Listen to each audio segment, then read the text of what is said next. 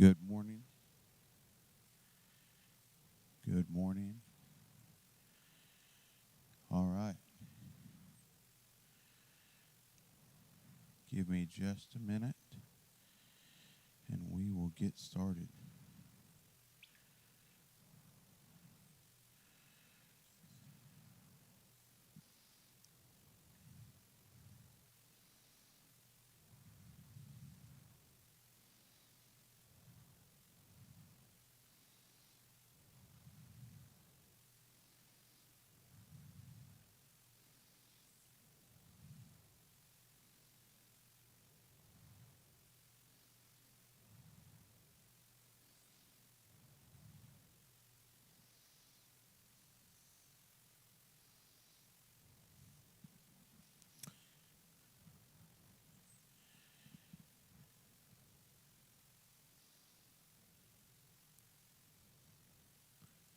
The Spirit of God came to Azariah, son of Obeded. So he went out to meet Asa and said to him, Asa and all of Judea and Benjamin, hear me. The Lord is with you when you are with him. If you seek him, he will be found by you. But if you abandon him, he will abandon you. For many years, Israel has been without the true God, without a teaching priest, and without instruction. But when they turned to the Lord God of Israel in their distress and sought him, he was found by them. In those times there was no peace for those who went about their daily activities, because of the residents of the lands had many conflicts. Nation was crushed by nation and city by city, for God troubled them with every possible distress. But as for you, be strong, don't give up, for your work has a reward. When Asa heard these words and the prophecy of Azariah, son of Obeded the prophet, he took courage and removed the abhorrent idols from the whole land of Judea and Benjamin, and from the cities he had captured in the hill country of Ephraim. He renovated the altar of the Lord and was in front of the portico of the Lord's temple. Then he gathered all Judea and Benjamin, as well as those from the tribes of Ephraim, Manasseh, and Simeon, who were residing among them, for they had defected to him from Israel in great number. When they saw that the Lord his God was with him, they were gathered in Jerusalem in the 3rd month of the 15th year of Asa's reign. At that time they sacrificed to the Lord 700 cattle, 7,000 sheep and goats from all the plunder they had brought. Then they entered into a covenant to seek the Lord God of their ancestors with all their heart and all their soul. Whoever would not seek the Lord God of Israel would be put to death, young or old, man or woman. They took an oath to the Lord in a loud voice, with shouting, with trumpets, and with the ram's horns. All Judea rejoiced over the oath, for they had sworn in wholeheartedly. They had sought him with all sincerity, and he was found by them. So the Lord gave them rest on every side. King Asa also removed Maacah, his grandmother, from being queen mother, because she had made an obscene image of Ashtar. Asa chopped down her obscene image, then crushed it and burned it in the Kidron Valley. The high places were not taken away from Israel. Nevertheless, Asa was wholeheartedly devoted his entire life. He brought his father's consecrated gifts and his own consecrated gifts into God's temple: silver, gold, and utensils. There was no war until the 35th year of Asa's reign. In the 36th year of Asa, Israel's king Baasha went to war against Judea. He built Ramah in order to keep anyone from leaving or coming to King Asa of Judah. So Asa brought out silver and gold from the treasures of the Lord's temple with the royal palace, and sent it to Aram's king Ben-Hadad, who lived in Damascus, saying, There's a treaty between me and you, between my father and your father.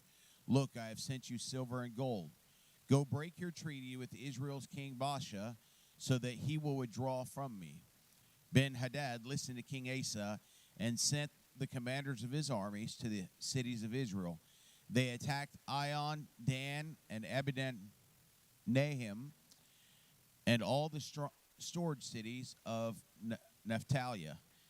When Baasha heard about it, he quit building Raham and stopped his work. King Asa brought all Judea, and they carried away the stones of Ramah and the timbers Baasha had built it with. Then he built Geba and Mizpah with them. At that time, the seer Hanai came to King Asa of Judea and said to him, because you depended on the king of Aram and have not depended on the Lord your God, the army of the king of Aram has escaped from you. Were not the Cushites and the Libyans a vast army with many chariots and horsemen? When you depended on the Lord, he handed them over to you. For the eyes of the Lord roam throughout the earth to show himself strong for those who are wholeheartedly devoted to him. You have been foolish in this matter. Therefore, you will have wars from now on. Asa was enraged with the seer and put him in prison because of his anger over this. And Asa mistreated some of the people at that time. Note that the events of Asa's reign from beginning to end, written in the book of Kings of Judea and Israel. In the 39th year of his reign, Asa developed a disease in his feet, and his disease became increasingly severe. Yet even in his disease, he didn't seek the Lord, but only the physicians. Asa rested with his ancestors. He died in the 41st year of his reign. He was buried in his own tomb that he made for himself in the city of David. They laid him out in a coffin that was full of spices and various mixtures of prepared ointments. Then they made a great fire in his honor. His son Jehoshaphat became king in his place and strengthened himself against Israel. He stationed troops in every fortified city of Judea and set garrisons in the land of Judea, in the cities of Ephraim that his father Asa had captured. Now the Lord was with Jehoshaphat because he walked in the former ways of his father David. He did not seek the Baals, but he sought the God of his father and walked by his commands, not according to the practice of Israel. So the Lord established the kingdom in his hand. Then all Judea brought him tribute, and he had riches and honor in abundance. He took great pride in the Lord's way, and he again removed the high places and Asher poles from Judea. In the 3rd year of his reign, Jehoshaphat sent his officials, Ben-Hail, Obadiah, Zechariah, Nethanel, and Micaiah, to teach in the cities of Judea. The Levites with them were Shimei, Nethani, Zebediah, Ashael, Shemaramoth, Jehomathan, Adoniah, Tobiah, and Anijah. The priest Elsham and Jehoram were with these Levites. They taught throughout Judea, having the book of the Lord's instruction with them. They went throughout the towns of Judea and taught the people. The terror of the people was on all the kingdoms of the lands that surrounded Judea, so they didn't fight against Jehoshaphat. Some of the Philistines also brought gifts and silver as tributes to Jehoshaphat, and the Arabs brought him flocks, 7,700 rams and 7,700 male goats. Jehoshaphat grew stronger and stronger. He built fortresses and stored cities in Judea and carried out great works in the towns of Judea. He had fighting men, valiant warriors in Jerusalem.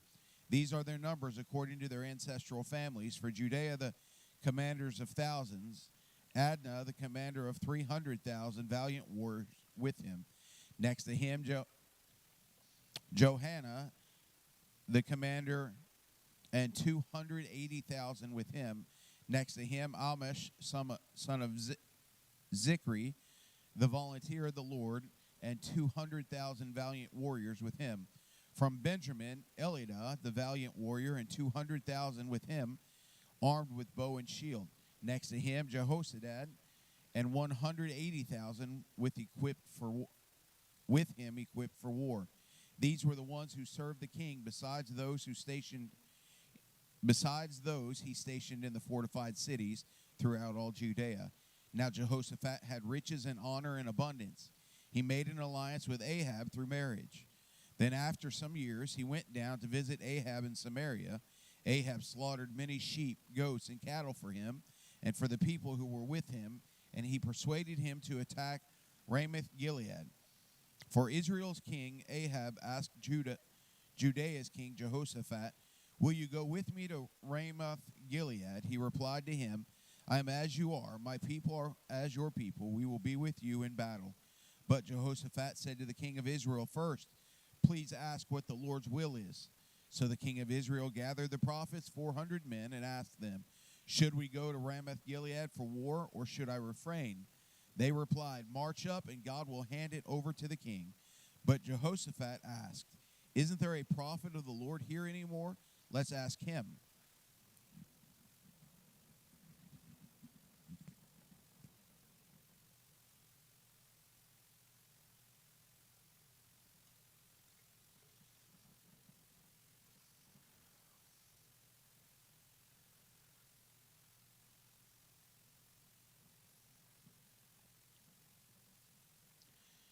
The king of Israel said to Jehoshaphat, "There is still one man who can inquire of the Lord, but I hate him because he never prophesies good about me, but only disaster. He is Micah of Emon." "The king shouldn't say that," Jehoshaphat replied. So the king of Israel called an officer and said, "Hurry, get Micah, son of Emon." Now the king of Israel and King Jehoshaphat of Judea, clothed in royal attire, were each sitting in his own throne. They were sitting on the threshing floor of the entrance of Samaria's gate, and all the prophets were prophesying in front of them. Then Zedekiah, son of Chenaanah, made iron horns and said, "This is what the Lord says. You will gore the Arameans with these until they are finished off." And all the prophets were prophesying and saying, "March up to Ramoth Gilead and succeed, for the Lord will hand over to the king." The messenger who went to call Micah instructed them, "Look, the words of the prophets are unanimously favorable for the king. So let the words be like theirs and speak favorably." But Micah said, "As the Lord lives, I will say whatever my God says." So he went to the king, and the king asked him, "Micah, should we go to Ramoth Gilead for war, or should I refrain?" Micah said, "March up and succeed, for they will be handed over to you." But the king said to him, "How many times must I make you swear not to tell me anything but the truth in the name of the Lord God?" So Micah said, "I saw all of Israel scattered on the hills like sheep without a shepherd. And the Lord said, they have no master. Let each return home in peace." So the king of Israel said to Jehoshaphat, "Didn't I tell you he never prophesies good about me, but only disaster?" Then Micah said, "Therefore hear the word of the Lord. I saw the Lord sitting on his throne, and the whole heavenly army was standing at his right and at his left hand."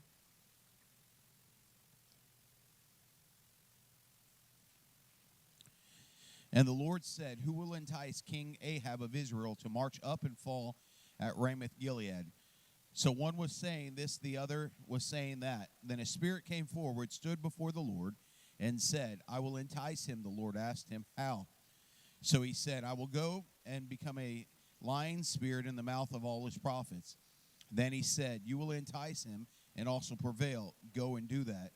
Now you see, the Lord has put a lying spirit in the mouth of these prophets of yours, and the Lord has pronounced disaster against you." Then Zedekiah, son of Chenaanah, came up, hit Micah on the cheek, and demanded, "Which way did the Spirit from the Lord lead me to speak to you?" Micah replied, "You will soon see when you go to hide in the inner chamber on that day."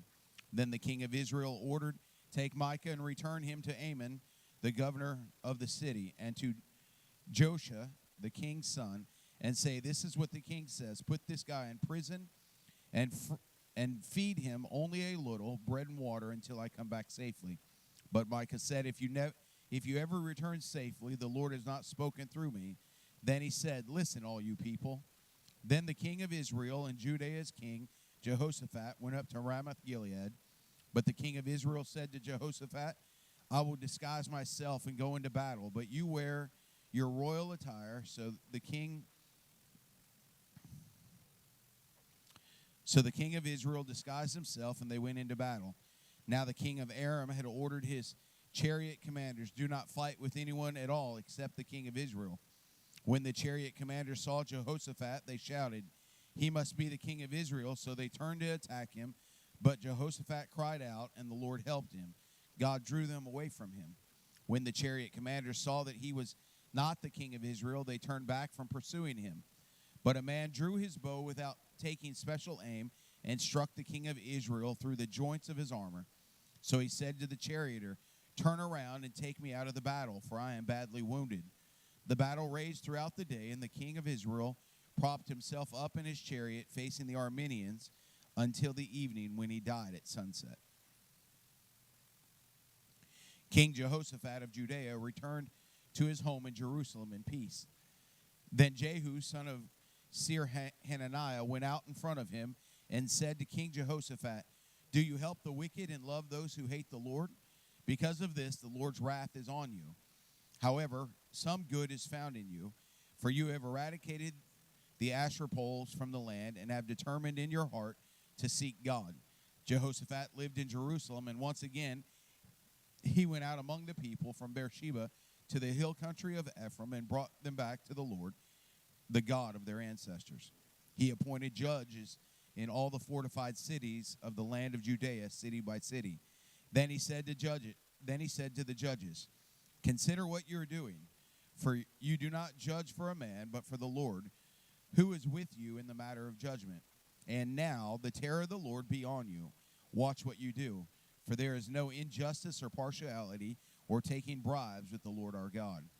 Jehoshaphat also appointed in Jerusalem some of the Levites and priests and some of the Israelite family heads for deciding the Lord's will and for settling disputes of the residents of Jerusalem.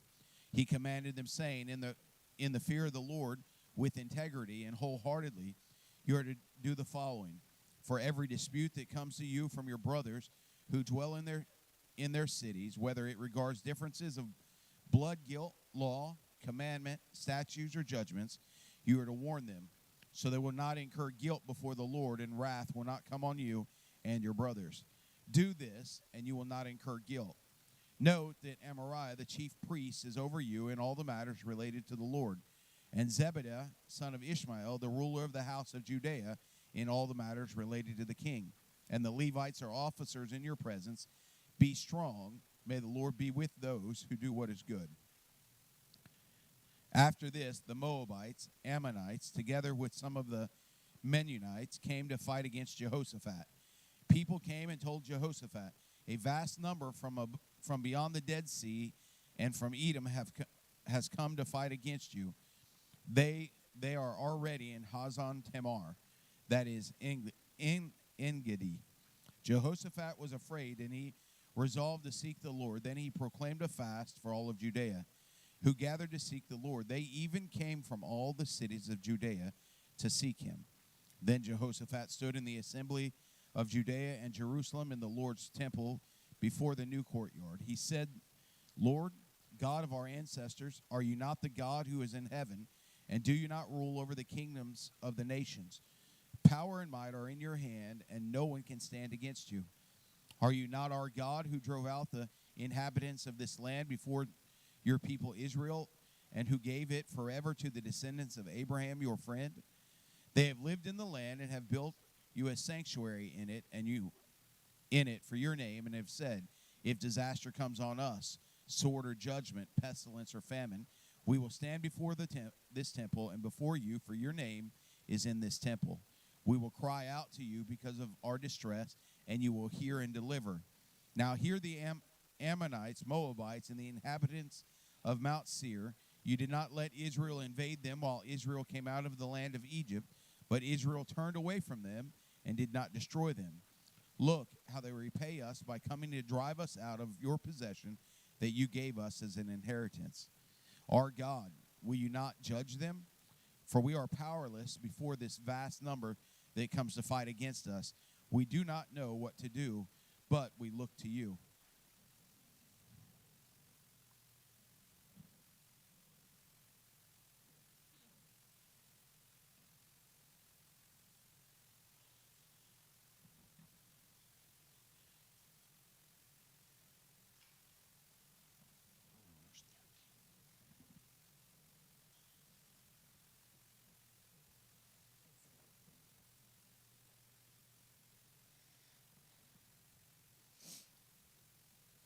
all Judah was standing before the Lord with their dependents, their wives and their children.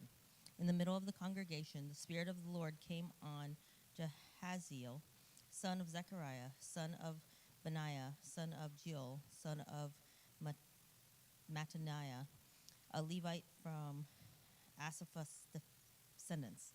And he said, "Listen carefully, all Judah, and all you inhabitants of Jerusalem, and King Jehoshaphat. This is what the Lord says. Do not be afraid or discouraged because of this vast number, for the battle is not yours, but God's. Tomorrow, go down against them. You will see them coming up the ascent of Ziz, and you will find them at the end of the valley, facing the wilderness of Jemuel. You do not have to fight this battle. Position yourselves, stand still, and see the salvation of the Lord. For he is with you, Judah and Jerusalem. Do not be afraid or discouraged. Tomorrow go out to face them, for the Lord is with you." Then Jehoshaphat knelt low with his face to the ground, and all of Judah and the inhabitants of Jerusalem fell down before the Lord to worship him. Then the Levites from the sons of the Kohathites and the Korahites stood up to praise the Lord God of Israel, shouting loudly. In the morning they got up early and went out to the wilderness of Tekoa. As they were about to go out, Jehoshaphat stood there and said, "Hear me, Judah, and you inhabitants of Jerusalem. Believe in the Lord your God, and you will be established. Believe in his prophets, and you will succeed." Then he consulted with the people, and he appointed some to sing for the Lord, and some to praise the splendor of his holiness. And when they went out in front of the armed forces, they kept singing, "Give thanks to the Lord, for his faithful love endures forever." The moment they began their shouts and praises, the Lord set an ambush against the Ammonites, Moabites, and the inhabitants of Mount Seir, who came to fight against Judah, and they were defeated. The Ammonites and Moabites turned against the inhabitants of Mount Seir and completely annihilated them. When they had finished with the inhabitants of Seir, they helped destroy each other. When Judah came to a place overlooking the wilderness, they looked for the large army, but there were only corpses lying on the ground. Nobody had escaped. Then Jehoshaphat and his people went to gather the plunder. They found among them an abundance of goods on the bodies and valuable items, and so they stripped them until nobody could carry any more. They were gathering the plunder for 3 days because there was so much. They assembled in the valley of Barakah on the 4th day, for there they had blessed the Lord. Therefore, that place is still called the Valley of Barakah today. Then all the men of Judah and Jerusalem turned back with Jehoshaphat, their leader, returning joyfully to Jerusalem, for the Lord enabled them to rejoice over their enemies. So they came into Jerusalem to the Lord's temple with harps, lyres, and trumpets. The terror of God was on the kingdoms of the lands when they heard that the Lord had fought against the enemies of Israel. Then Jehoshaphat's kingdom was quiet, for his God had given him rest on every side. Jehoshaphat became king over Judah. He was 35 years old when he became king, and he reigned for 25 years in Jerusalem. His mother's name was Ahazah, daughter of Shilah. He walked in the ways of Asa, his father, and he did not turn away from it, but he did what was right in the eyes of the Lord. However, the high places were not taken away. The people had not yet set their hearts on the God of their ancestors. The rest of the events of Jehoshaphat's reign, from beginning to end, are written in the events of Jehu, son of Hanani, which is recorded in the book of Israel's kings. After this, Judah's king Jehoshaphat made an alliance with Israel's king Ahaziah, who was guilty of wrongdoing. Jehoshaphat formed an alliance with him to make ships to go to Tarshish, and they made the ships in Azon-Geber.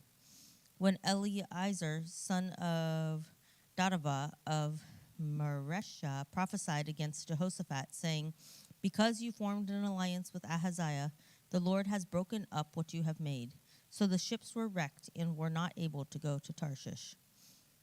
Jehoshaphat rested with his ancestors and was buried with his ancestors in the city of David. His son Jehoram became king in his place. He had brothers, sons of Jehoshaphat, Azariah, Jehiel, Zechariah, Azariah, Machiel, and Shephatiah. All these were the sons of King Jehoshaphat of Judah. Their father had given them many gifts of silver, gold, and valuable things, along with fortified cities in Judah. But he gave the kingdom to Jehoram because he was the firstborn. When Jehoram had established himself over his father's kingdom, he strengthened his position by killing with the sword all of his brothers, as well as some of the princes of Israel. Jehoram was 32 years old when he became king, and he reigned 8 years in Jerusalem. He walked in the ways of the kings of Israel, as the house of Ahab has done. For Ahab's daughter was his wife. He did what was evil in the Lord's sight. But for the sake of the covenant the Lord had made with David, he was unwilling to destroy the house of David, since the Lord had promised to give a lamp to David and to his sons forever. During Jehoram's reign, Edom rebelled against Judah's control and appointed their own king. So Jehoram crossed into Edom with his commanders and all his chariots. And then at night he set out to attack the Edomites, who had surrounded him and the chariot commanders. And now Edom is still in rebellion against Judah's control today. Libnah also rebelled at that time against his control because he had abandoned the Lord, the God of his ancestors. Jehoram also built high places in the hills of Judah, and he caused the inhabitants of Jerusalem to prostitute themselves, and he had led Judah astray. Then a letter came to Jehoram from the prophet Elijah, saying, "This is what the Lord, the God of your ancestor David, says. Because you have not walked in the ways of your father, Jehoshaphat, or in the ways of King Asa of Judah, but you have walked in the ways of the king of Israel. You have caused Judah and the inhabitants of Jerusalem to prostitute themselves like the house of Ahab prostituted itself, and also have killed your brothers, your family's family, who were better than you. Then the Lord is about to strike your people, your sons, your wives, and all of your possessions with a horrible affliction. You yourself will be struck with many illnesses, including a disease of the intestines, until your intestines come out day after day because of this disease." The Lord roused the spirit of the Philistines and the Ahabs, who lived near the Cushites, to attack Jehoram. So they went to the war against Judah, and they invaded it. They carried all of the possessions found in the king's palace, and also his sons and wives. Not a son was left to him except Jehoahaz, his youngest son. After all these things, the Lord afflicted him in his intestines with an incurable disease. This continued day after day until 2 full years had passed. Then his intestines came out because of his disease, and he died from severe illness. But his people did not hold a fire in his honor, like the fire in honor of his predecessors. Jehoram was 32 years old when he became king, and he reigned for 8 years in Jerusalem. He died to no one's regret and was buried in the city of David, but not in the tombs of the kings. Then the inhabitants of Jerusalem made Ahaziah, his youngest son, king in his place, because the troops that had come with the Arabs to the camp had killed all the other sons. So Ahaziah, son of Jehoram, became the king of Judah. Ahaziah was 22 years old when he became king, and he reigned 1 year in Jerusalem. His mother's name was Athaliah, granddaughter of Omri. He walked in the ways of the house of Ahab, for his mother gave him evil advice. So he did what was evil in the Lord's sight, just like the house of Ahab. For they were his advisers after the death of his father to his destruction. He also followed their advice and went with Joram, son of Israel's king Ahab, to fight against King Hazael of Aram in Ramoth-Gilead. The Arameans wounded Joram, and he returned to Jezreel to recover from the wounds that they inflicted on him in Ramoth-Gilead, when he fought against King Hazael of Aram. Then Judah's king Ahaziah, son of Jehoram, went down to Jezreel to visit Joram, son of Ahab, since Joram was ill. Ahaziah's downfall came from God when he went to Joram. When Ahaziah arrived, he was out with Joram to meet Jehu, son of Nimshi, whom the Lord had anointed to destroy the house of Ahab. So when Jehu executed judgment on the house of Ahab, he found the rulers of Judah and the sons of Ahaziah's brothers who were serving Ahaziah, and he killed them. Then Jehu looked for Ahaziah, and Jehu's soldiers captured him. He was hiding in Samaria. And so they brought Ahaziah to Jehu, and they killed him. The soldiers buried him, for they said, "He is the grandson of Jehoshaphat, who sought the Lord with all of his heart." So no one from the house of Ahaziah had the strength to rule the kingdom. When Athaliah, Ahaziah's mother, saw that her son was dead, she proceeded to annihilate all the royal heirs of the house of Judah. Jeshothabeth, the king's daughter, rescued Joash, son of Ahaziah, from the king's sons who were being killed, and put him and the one who nursed him in a bedroom. Now Jehoshabeath was the daughter of King Jehoram, and the wife of the priest Jehoiada. Since she was Ahaziah's sister, she hid Joash from Athaliah so that she did not kill him. He was hiding with them in God's temple for 6 years, while Athaliah reigned over the land. Then, in the 7th year, Jehoiada summoned his courage and took the commanders of hundreds into a covenant with him: Azariah, son of Jehoram, Ishmael, son of Johanan, Azariah, son of Obed, Meshaeth, son of Adaiah, and Elishaphat, son of Zichra. And they made a circuit throughout Judah. They gathered the Levites from all the cities of Judah and the family heads of Israel, and they came to Jerusalem. Then the whole assembly made a covenant with the king of God's temple. Jehoiada said to them, "Here is the king's son. He will reign just as the Lord promised concerning David's sons. This is what you are to do. A third of you, priests and Levites, who are coming on duty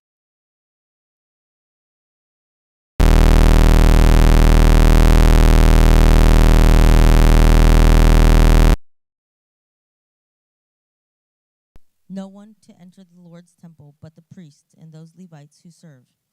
They may enter because they are holy, but because all the people are to obey the required laws of the Lord. The Levites are to completely surround the king with weapons in hand. Anyone who enters the temple is to be put to death. Accompany the king in all his daily tasks." So the commanders of hundreds did everything that the priest Jehoiada commanded. They each brought their men, those coming on duty on the Sabbath and those going off duty on the Sabbath. For the priest Jehoiada did not release the divisions. The priest Jehoiada gave to the commanders of hundreds of King David's spears, shields, and quivers that were in God's temple. Then he stationed all the troops with their weapons in hand surrounding the king, from the right side of the temple to the left side, by the altar and by the temple. They brought out the king's son, put the crown on him, gave him the testimony, and made him king. Jehoiada and his sons anointed him and cried, "Long live the king." When Athaliah heard the noise from the troops, the guards, and those praising the king, she went to the troops in the Lord's temple. As she looked, there was the king standing by his pillar at the entrance.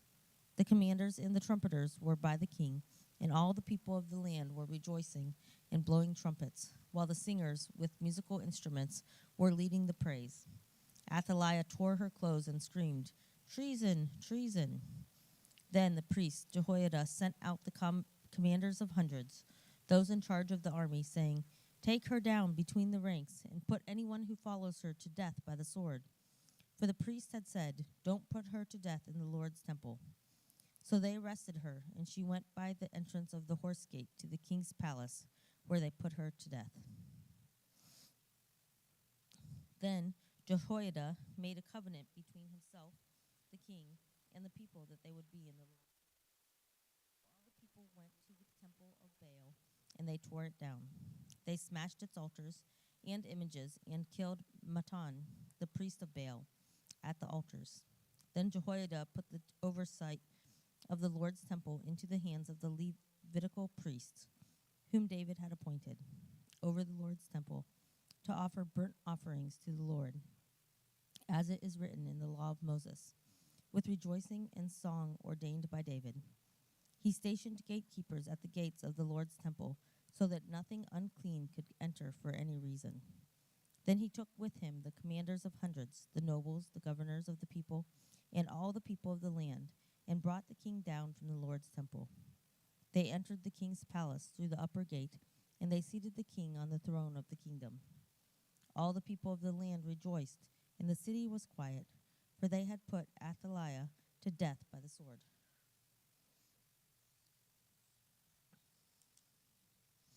Joash was 7 years old when he became king, and he reigned for 40 years in Jerusalem.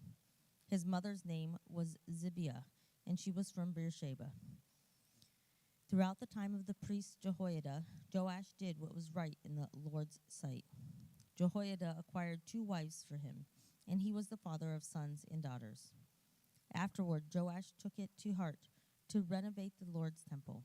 So he gathered the priests and the Levites, and he said, "Go out to the cities of Judah and collect silver from all of Israel to repair the temple of your God as needed year by year, and do it quickly."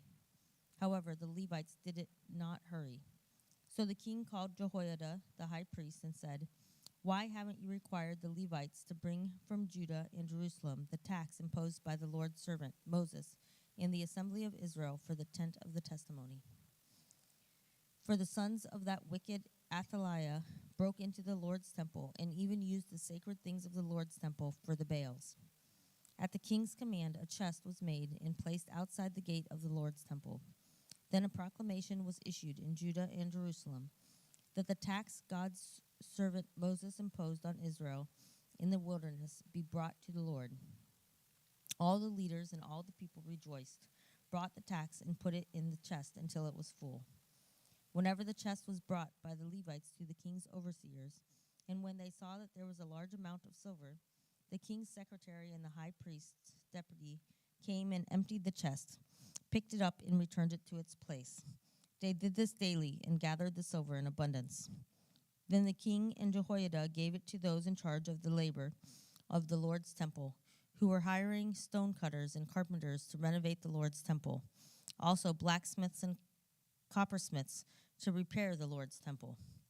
The workmen did their work, and through them the repairs progressed. They restored God's temple to its specifications and reinforced it. When they finished, they presented the rest of the silver to the king and Jehoiada, who made articles for the Lord's temple with it, articles for ministry and for making burnt offerings, and ladles and articles of gold and silver. They regularly offered burnt offerings in the Lord's temple throughout Jehoiada's life. Jehoiada died when he was old and full of days. He was 130 years old at his death. He was buried in the city of David with the kings, because he had done what was good in Israel with respect to God and to his temple. However, after Jehoiada died, the rulers of Judah came and paid homage to the king.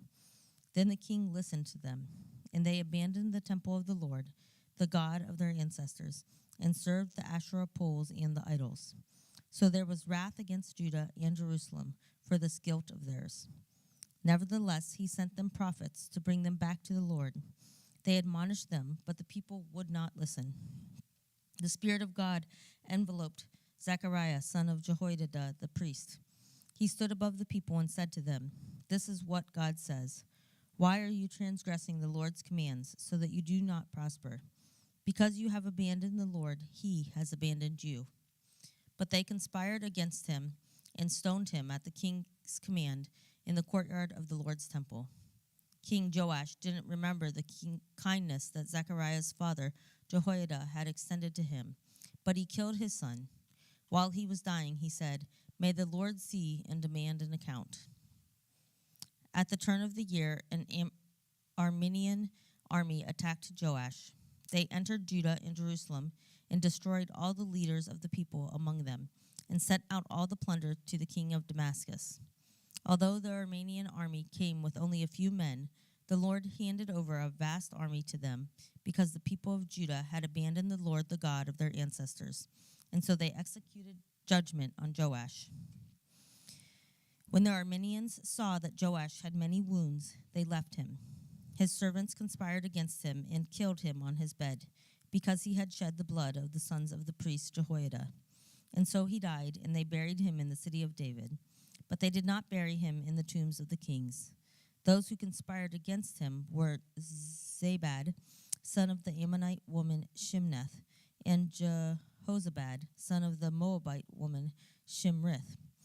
The accounts concerning his sons, the many divine pronouncements about him, and the restoration of God's temple are recorded in the writing of the book of the Kings.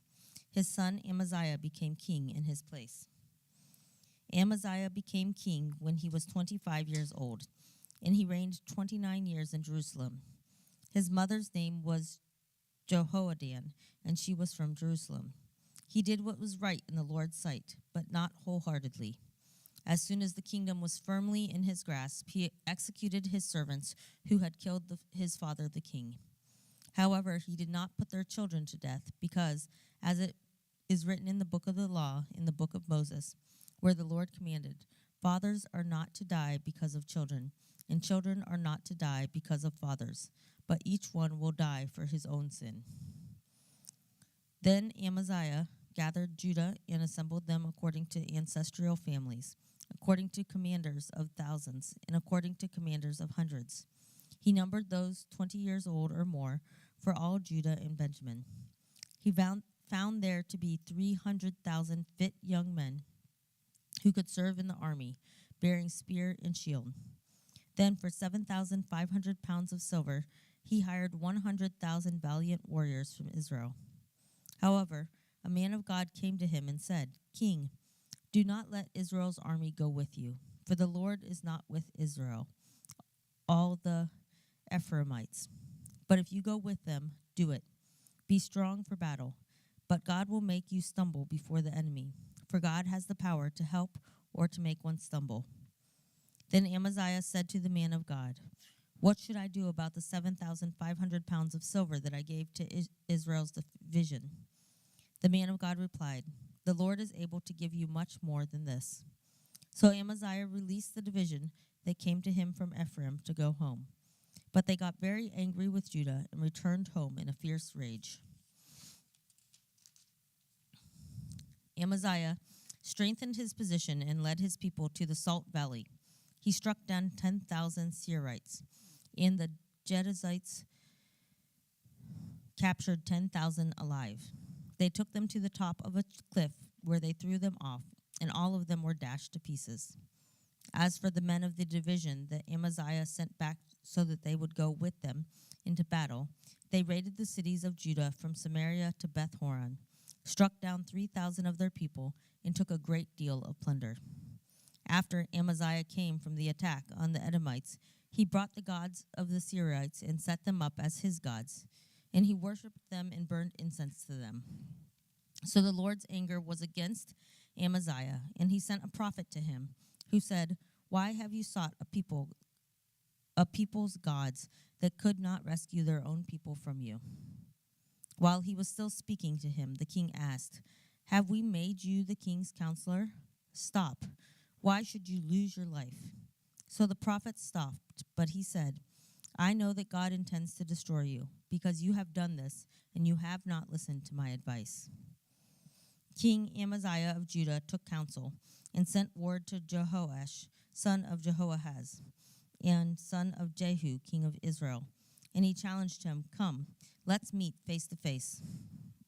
King Jehoash of Israel sent word to King Amaziah of Judah, saying, The thistle in Lebanon sent a message to the cedar in Lebanon, saying, Give your daughter to my son as a wife. Then a wild animal in Lebanon passed by and trampled the thistle. You have said, Look, I have defeated Edom, and you have become overconfident that you will get glory. Now stay at home. Why stir up such trouble so that you will fall, and Judah fall with you? But Amaziah would not listen, for this turn of events was from God in order to hand them over to their enemies, because they were after the gods of Edom. So King Jehoash of Israel advanced. He and King Amaziah of Judah met face to face at Beth Shemesh that belonged to the Lord. Judah was routed before Israel, and each man fled to his own tent. King Jehoash of Israel captured Judah's king Amaziah, son of Joash, son of Jehoahaz, at Beth Shemesh. Then Jehoash took him to Jerusalem and broke down 200 yards of Jerusalem's wall, from the Ephraim gate to the corner gate. He took all the gold, silver, and all the utensils that were found with Obed-Edom in God's temple, the treasures of the king's palace and the hostages, and then he returned to Samaria.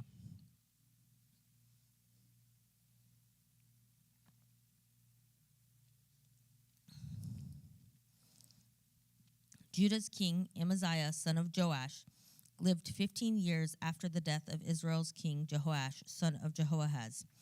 The rest of the events of Amaziah's reign, from beginning to end, are written in the book of Kings of Judah and Israel. From the time Amaziah turned from following the Lord, a conspiracy was formed against him in Jerusalem, and he fled to Lachish. However, men were sent after him to Lachish, and they put him to death there. They carried him back on horses, and they buried him with his ancestors in the city of Judah. All the people of Judah took Uzziah, who was 16 years old, and made him king in place of his father Amaziah. After Amaziah the king rested with his ancestors, Uzziah rebuilt Eloth and restored it to Judah. Uzziah was 16 years old when he became king, and he reigned 52 years in Jerusalem. His mother's name was Jokaliah, and she was from Jerusalem. He did what was right in the Lord's sight, just as his father Amaziah had done. He sought God throughout his lifetime, the teacher of the fear of the Lord God. During the time that he sought the Lord, God gave him success. Uzziah went out to wage war against the Philistines, and he tore down the wall of Gath, the wall of Jabneh, and the wall of Ashdod. Then he built cities in the vicinity of Ashdod and among the Philistines. God helped him against the Philistines, the Arabs that live in Gur-baal, and the Meunites. The Ammonites paid tribute to Uzziah, and his fame spread as far as the entrance of Egypt, for God made him very powerful. Uzziah built towers in Jerusalem, at the corner gate, the valley gate, and the corner buttress, and he fortified them. Since he had many cattle both in the Judean foothills and the plain, he built towers in the desert and dug many wells. And since he was a lover of the soil, he had farmers and vine dressers in the hills and in the fertile lands. Uzziah had an army equipped for combat that went out to war by division according to their assignments, as recorded by Jehiel, the court secretary, and Mahesah, the officer under the authority of Hananiah, one of the king's commanders. The total number of family heads was 2,600 valiant warriors. Under their authority was an army of 307,500 equipped for combat, a powerful force to help the king against the enemy. Uzziah provided the entire army with shields, spears, helmets, armor, bows, and slingshots. He made skillfully designed devices in Jerusalem to shoot arrows and to catapult large stones for use on the towers and on the corners. So his fame spread out even to distant places, for he was wonderfully helped until he became strong. But when he became strong, he grew arrogant, and it led to his own destruction.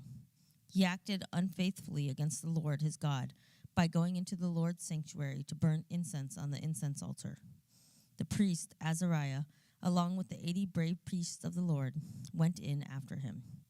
They took their stand against King Uzziah and said, "Uzziah, you have no right to offer incense to the Lord.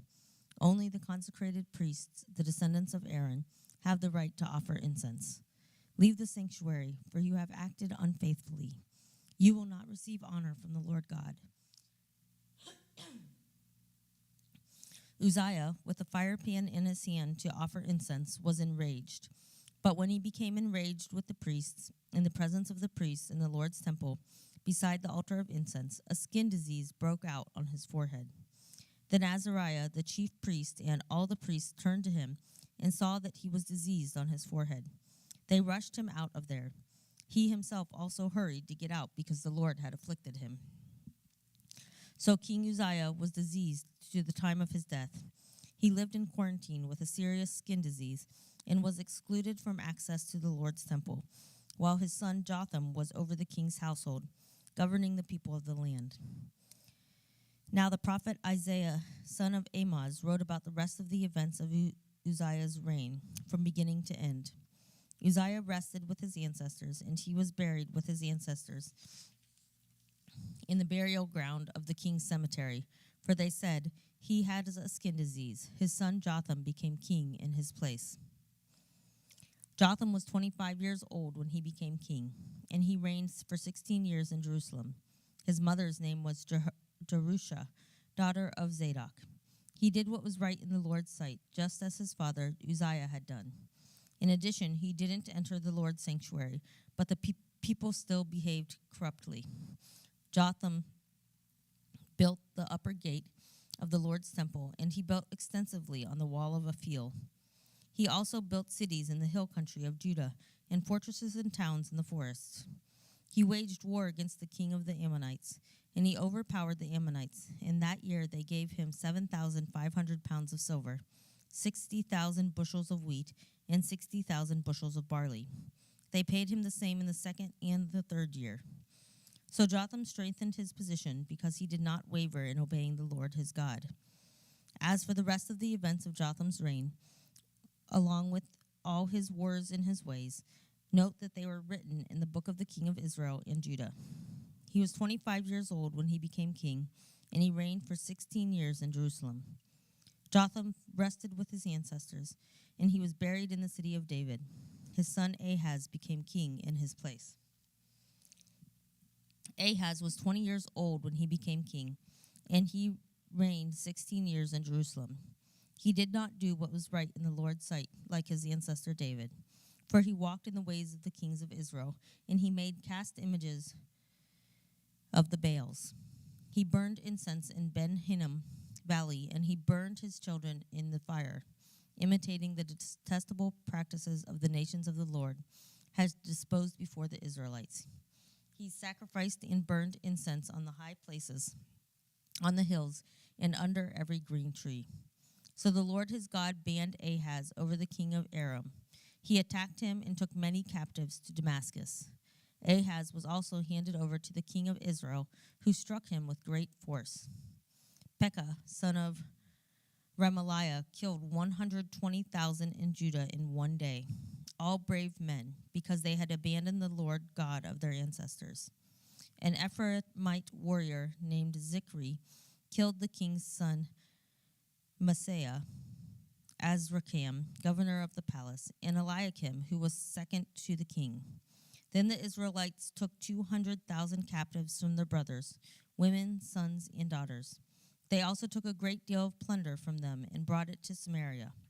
A prophet of the Lord named Obed was there, and he went out to meet the army that came to Samaria and said to them, "Look, the Lord God of your ancestors handed them over to you because of his wrath against Judah. But you slaughtered them in a rage that has reached heaven. Now you plan to reduce the people of Judah and Jerusalem, male and female, to slavery. Are you not also guilty before the Lord your God? Listen to me and return the captives that you took from your brothers, for the Lord's burning anger is on you." So some men who were leaders of the Ephraimites, Azariah son of Jehoiachin, Berechiah son of Meshillemoth, Hizkiel son of Shallum, and Amasa son of Hadlai, stood in opposition to those coming from the war. And they said to them, "You must not bring the captives here, for you plan to bring guilt upon us from the Lord to add to our sins and to our guilt. For we have much guilt, and burning anger is on Israel." The army left the captives and the plunder in the presence of the officers in the congregation. Then the men who were designed by name took charge of the captives and provided clothes for their naked ones from the plunder. They clothed them, gave them sandals, food, and drink, dressed their wounds, and provided donkeys for all the feeble. the Israelites brought them to Jericho, the city of palms, among their brothers. Then they returned to Samaria. At that time, King Ahaz asked the king of Assyria for help. The Edomites came again, attacked Judah, and took captives. The Philistines also raided the cities of the Judean foothills and the Negev of Judah. They captured and occupied Beth Shemesh, Ajalon, Gederoth, and as well as Soko, Timnah, and Gizmo, with their surrounding villages. For the Lord humbled Judah because of King Ahaz of Judah, who threw off restraint in Judah and who was unfaithful to the Lord. Then King Tiglath-Pileser of Assyria came against Ahaz. He oppressed him and did not give him support. Although Ahaz plundered the Lord's temple and the palace of the king and of the rulers and gave the plunder to the king of Assyria, it did not help him. At the time of his distress, King Ahaz himself became more unfaithful to the Lord. He sacrificed to the gods of Damascus, which had defeated him. And he said, "Since the gods of the kings of Aram are helping them, I will sacrifice to them so that they will help me." But they were the downfall of him and of all of Israel. And then Ahaz gathered up the utensils in God's temple, cut them into pieces, shut the doors of the temple, and made himself altars on every street corner in Jerusalem. He made high places in every city of Judah to offer incense to the other gods, and he angered the Lord, the God of his ancestors. As for the rest of his deeds in all his ways, from beginning to end, they are written in the book of the king of Judah of Israel. Ahaz rested with his ancestors and was buried in the city of Jerusalem. But they did not bring him into the tombs of the king of Israel. His son Hezekiah became king in his place.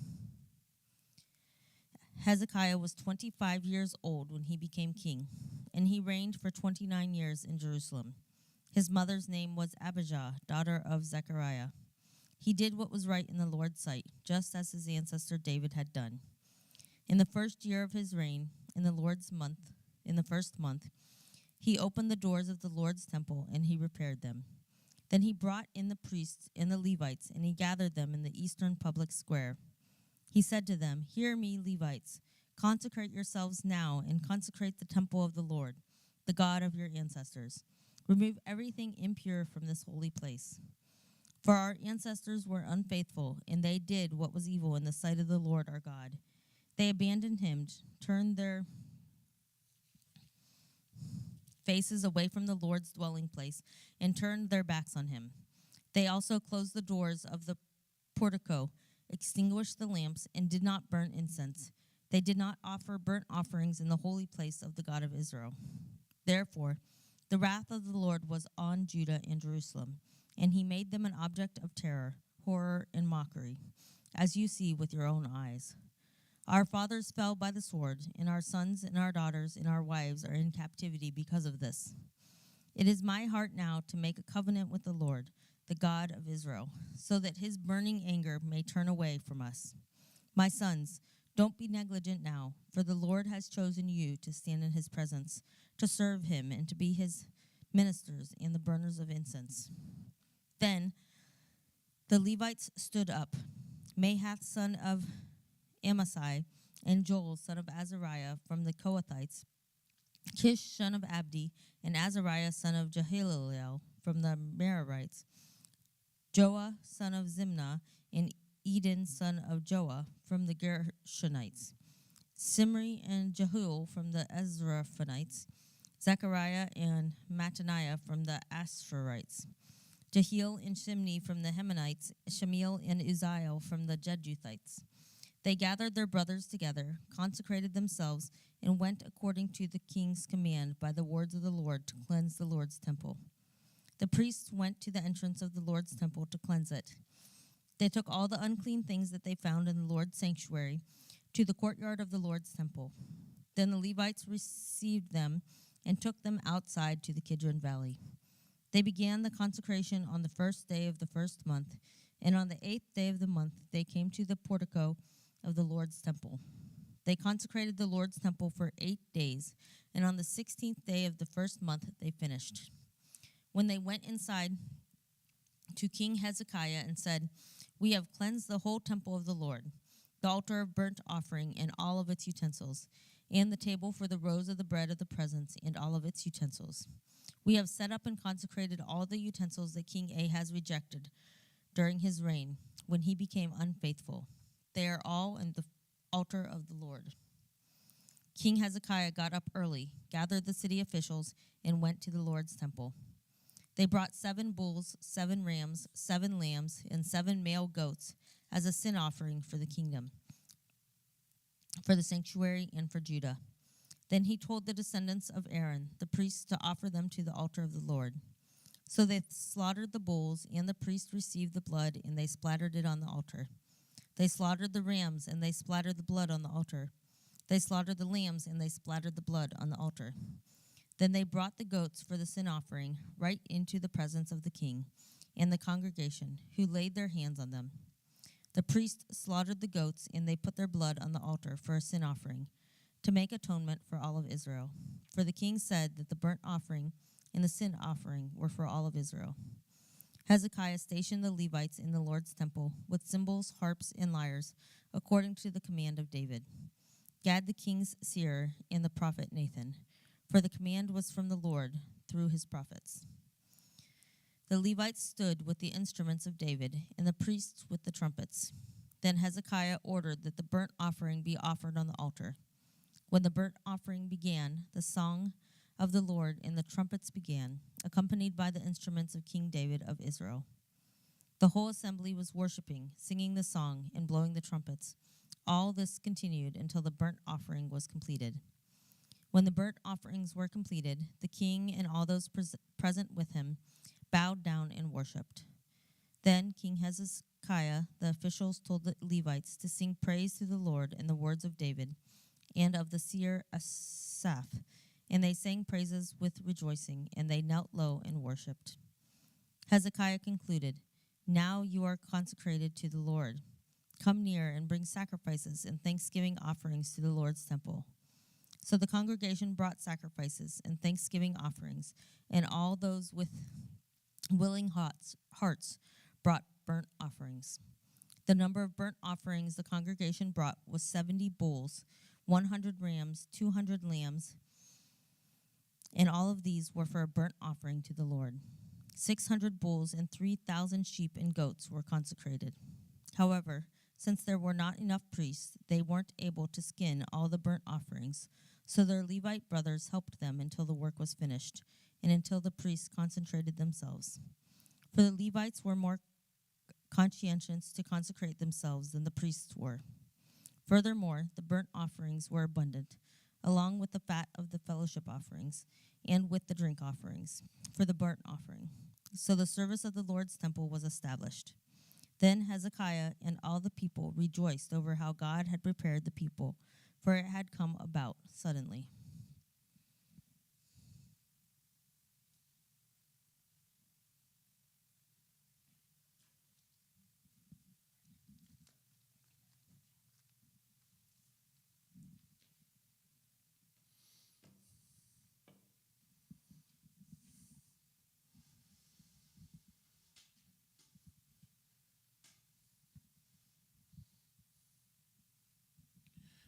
Then Hezekiah sent word throughout all Israel and Judea, and he also wrote letters to Ephraim and Manasseh to come to the Lord's temple in Jerusalem to observe the Passover of the Lord, the God of Israel. For the king and his officials and the entire congregation in Jerusalem decided to observe the Passover of the Lord in the 2nd month. Because they were not able to observe it at the appropriate time, not enough of the priests had consecrated themselves, and the people hadn't been gathered together in Jerusalem. The proposal pleased the king and the congregation, so they affirmed the proposal and spread the message throughout all of Israel, from Beersheba to Dan, to come observe the Passover of the Lord, the God of Israel, in Jerusalem, for they hadn't observed it often as prescribed. So the couriers went throughout Israel and Judea with letters from the hand of the king and his officials, according to the king's command, saying, "Israelites, return to the Lord, the God of Abraham, Isaac, and Israel, so that they may return to those of you who remain, who have escaped the grasp of the kings of Assyria. Don't be like your ancestors and your brothers who were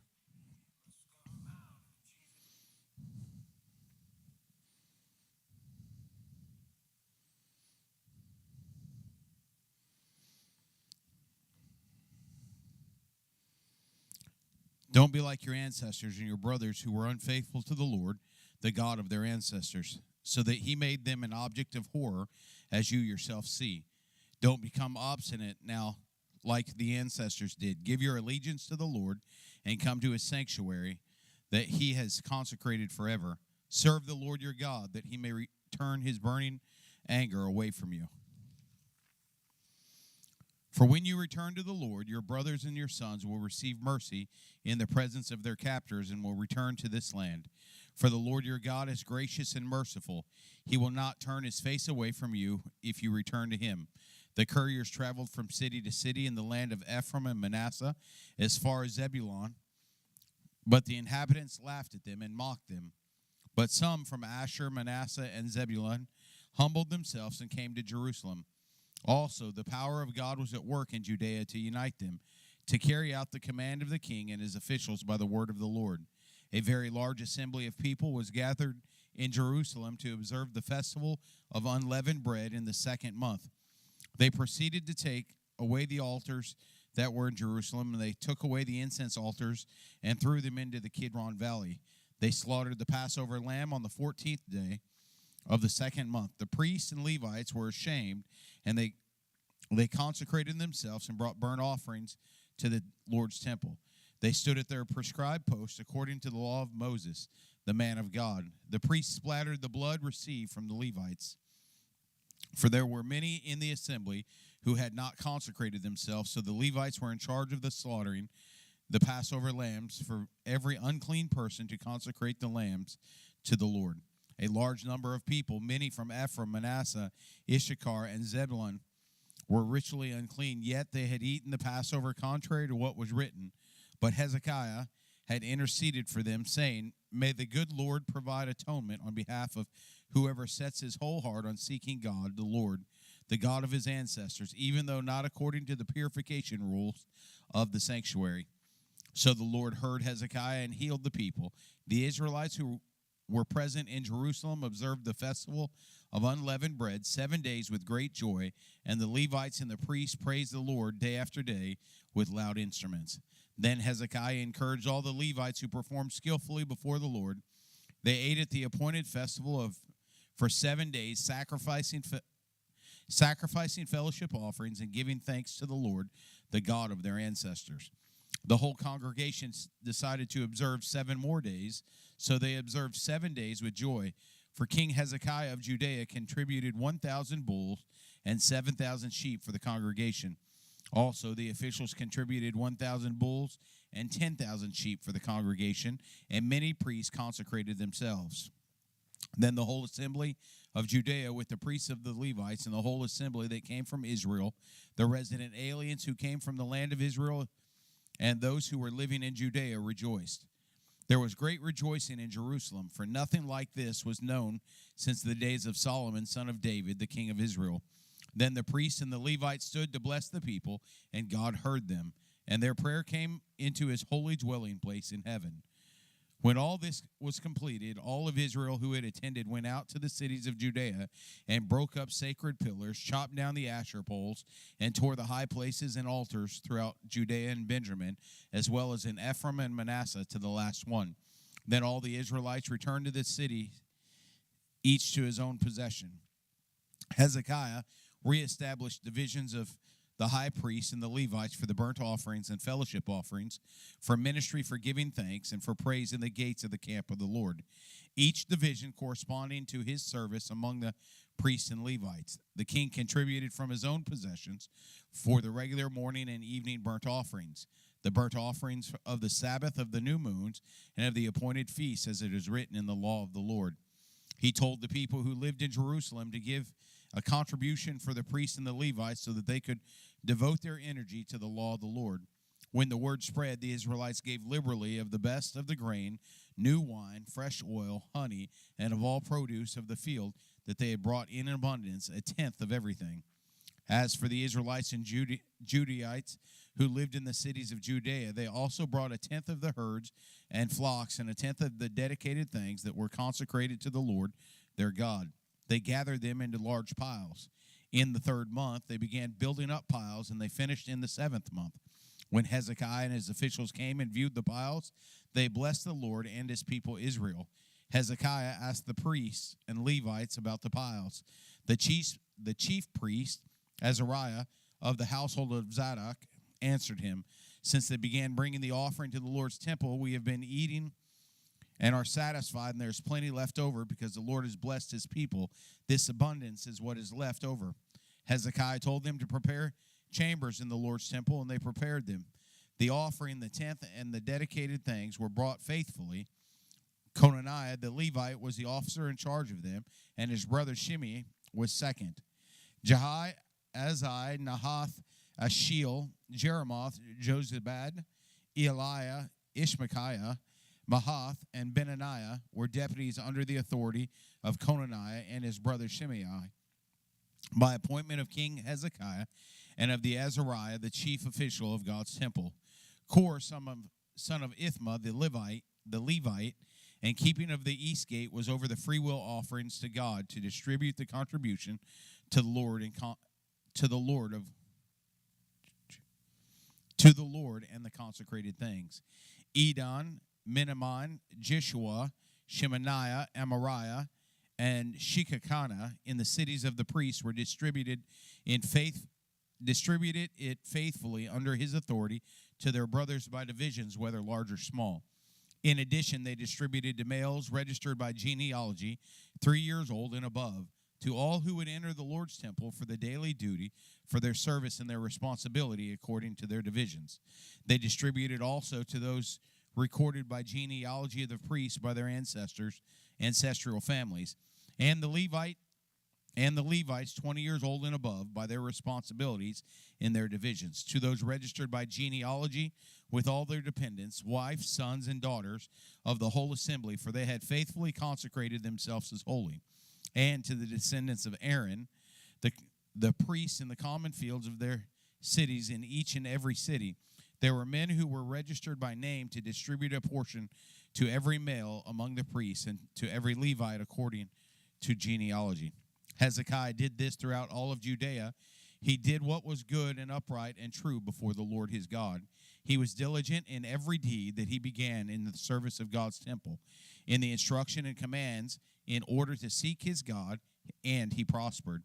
After Hezekiah's faithful deeds, King Zerubbabel of Assyria came and entered Judea.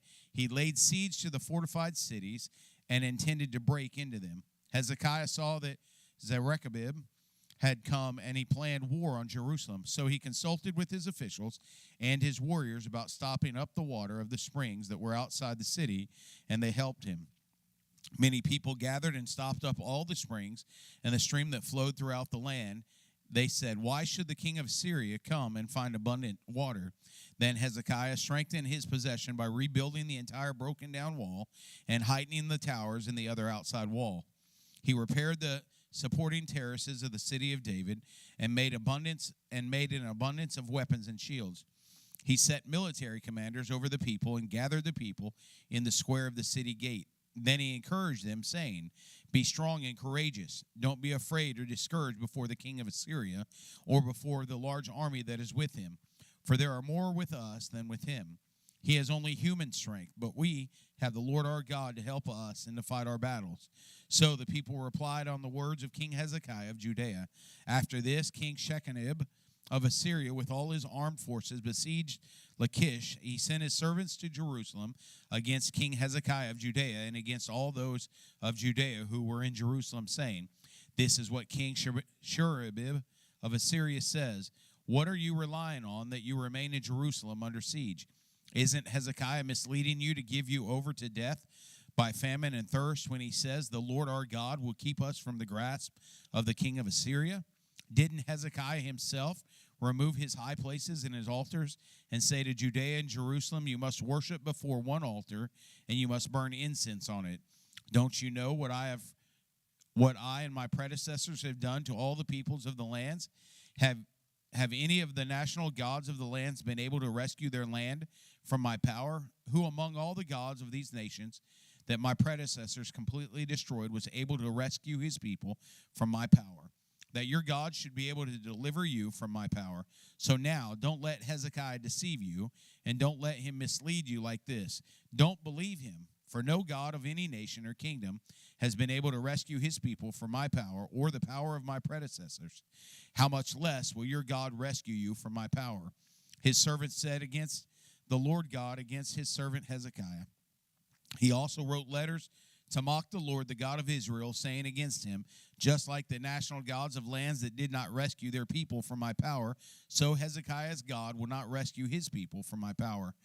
Then they called out loudly in Hebrew to the people of Jerusalem who were on the wall to frighten and discourage them in order that he might capture the city. They spoke against the God of Jerusalem like they had spoken against the gods of people of the earth, which were made by human hands. King Hezekiah and the prophet Isaiah, son of Amoz, prayed about this and cried out to heaven. The Lord sent an angel who annihilated every valiant warrior, leader, and commander in the camp of the king of Assyria. So the king of Assyria returned in disgrace to his land. He went to the temple of his God, and there some of his own children struck him down with the sword. So the Lord saved Hezekiah and the inhabitants of Jerusalem from the power of King Shechanib of Assyria and from the power of all the others. He gave them rest on every side. Many were bringing an offering to the Lord to Jerusalem, the valuable gifts to the King Hezekiah of Judea, and he was exalted in the eyes of the nations after that. In those days, Hezekiah became sick to the point of death, so he prayed to the Lord, who spoke to him and gave him a miraculous sign. However, because his heart was proud, Hezekiah didn't respond according to the benefit that had come to him. So there was wrath on him, Judea and Jerusalem. Then Hezekiah humbled himself for the pride of his heart, he and the inhabitants of Jerusalem. So the Lord's wrath didn't come on them during Hezekiah's lifetime. Hezekiah had abundant riches and glory, and he made himself treasures for silver, gold, precious stones, spices, shields, and every desirable item. He made warehouses for the harvest of grain, new wine and fresh oil, and stalls for all kinds of cattle, and pens for flocks. He made cities for himself, and he acquired vast numbers of flocks and herds, for God gave him abundant possessions. This same Hezekiah blocked the upper outlet of water from the Gibeon springs and channeled it smoothly downward and westward to the city of David. Hezekiah succeeded in everything he did. When the ambassadors of Babylon's rulers were sent to him to inquire about the miraculous sign that happened in the land, God left him to test him and discover what was in his heart. As for the rest of the events of Hezekiah's reign and his deeds of faithful love, note that they were written in the visions of the prophet Isaiah, son of Amoz, and in the book of Kings of Judea and Israel. Hezekiah rested with his ancestors and was buried on the ascent to the tombs of David's descendants. All Judea and the inhabitants of Jerusalem paid him honor at his death. His son Manasseh became king in his place.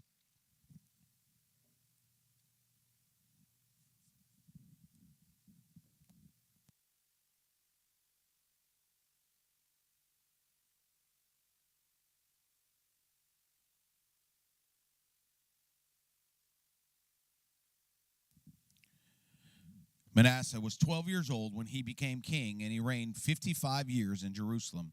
He did what was evil in the Lord's sight, imitating the detestable practices of the nations that the Lord had disposed before the Israelites. He rebuilt the high places that his father Hezekiah had torn down and reestablished the altars of Baal. He made Asherah poles, and he bowed in worship to all the stars in the sky and served them. He built altars in the Lord's temple where the Lord had said, Jerusalem, where my name will remain forever. He built altars to all the stars in the sky in both the courtyards of the Lord's temple. He passed his sons through the fire in Ben-Hinnom Valley. He practiced witchcraft, divination, and sorcery, and consulted mediums and spiritists. He did a huge amount of evil in the Lord's sight, angering him. Manasseh set up a carved image of the idol which he had made in God's temple, that God had spoken about to David and his son Solomon. I will establish my name forever in this temple and in Jerusalem, which I have chosen out of all the tribes of Israel. I will never again remove the feet of the Israelites from the land where I stationed your ancestors, if only they will be careful to do all I have commanded them through Moses, all the law, statutes, and judgments. So Manasseh caused Judea and the inhabitants of Jerusalem to stray, so that they did worse evil than the nations the Lord had destroyed before the Israelites. The Lord spoke to Manasseh and his people, but they didn't listen. So he brought against them the military commanders of the king of Assyria. They captured Manasseh with hooks, bound him with bronze shackles, and took him to Babylon. When he was in distress, he sought the favor of the Lord and his ancestors, and earnestly humbled himself before the God of his ancestors. He prayed to him, and the Lord was receptive to his prayer. He granted his request and brought him back to Jerusalem to his kingdom. So Manasseh came to know that the Lord is God. After this, he built the outer wall of the city of David from the west of Gahan in the valley to the entrance of the fish gate. He brought it around Ophel, and he heightened it considerably. He also placed military commanders in all the fortified cities of Judea. He removed the foreign gods and the idol from the Lord's temple, along with the altars that he had built on the mountain of the Lord's temple and in Jerusalem, and he threw them outside the city. He built the altar of the Lord and offered fellowship and thanksgiving sacrifices on it. Then he told Judea to serve the Lord, the God of Israel. However, the people still sacrificed at high places, but only to the Lord their God. The rest of the events of Manasseh's reign, along with his prayer to his God and the words of his seers who spoke to him in the name of the Lord, the God of Israel, are written in the events of Israel's kings. His prayer and how he was receptive to his prayer, how God was receptive to his prayer, and all his sin and unfaithfulness, and the sites where he built high places and set up Asher poles and carved images before he humbled himself, they are written in the events of Hosea. Manasseh rested with his ancestors, and he was buried in his own house. His son Amon became king in his place. Amon was 22 years old when he became king, and he reigned 2 years in Jerusalem. He did what was evil in the Lord's sight, just as his father Manasseh had done. Amon sacrificed to all the carved images that his father Manasseh had made, and he served them. But he did not humble himself before the Lord like his father Manasseh humbled himself. Instead, Amon increased his guilt. So his servants conspired against him and put him to death in his own house. The common people killed all who had conspired against King Amon, and they made his son Josiah king in his place. Josiah was 8 years old when he became king, and he reigned 31 years in Jerusalem. He did what was right in the Lord's sight and walked in the ways of his ancestor David. He did not turn aside to the right or to the left. In the 8th year of his reign, while he was still a youth, Josiah began to seek the God of his ancestor David. And in the 12th year, he began to cleanse Judea and Jerusalem of the high places, the Asher poles, the carved images, and the cast images. Then in his presence, the altars of Baal were torn down, and he chopped down the shrines that were above them. He shattered the Asher poles and the carved images, the cast images, crushed them to dust, and scattered them over the graves of those who had sacrificed to them. He burned the bones of the priests on their altars, so he cleansed Judea and Jerusalem. He did the same in the cities of Manasseh, Ephraim, and Simeon, and as far as Naphtali, and on their surrounding mountain shrines. He tore down the altars, and he smashed the Asher poles and carved images into powder. He chopped down all the shrines throughout the land of Israel and returned to Jerusalem. In the 18th year of his reign, in order to cleanse the land and the temple, Josiah sent Shaphan, son of Azaliah, along with Maaseiah, the governor of the city, and the court historian Joah, son of Joahaz, to repair the temple of the Lord his God.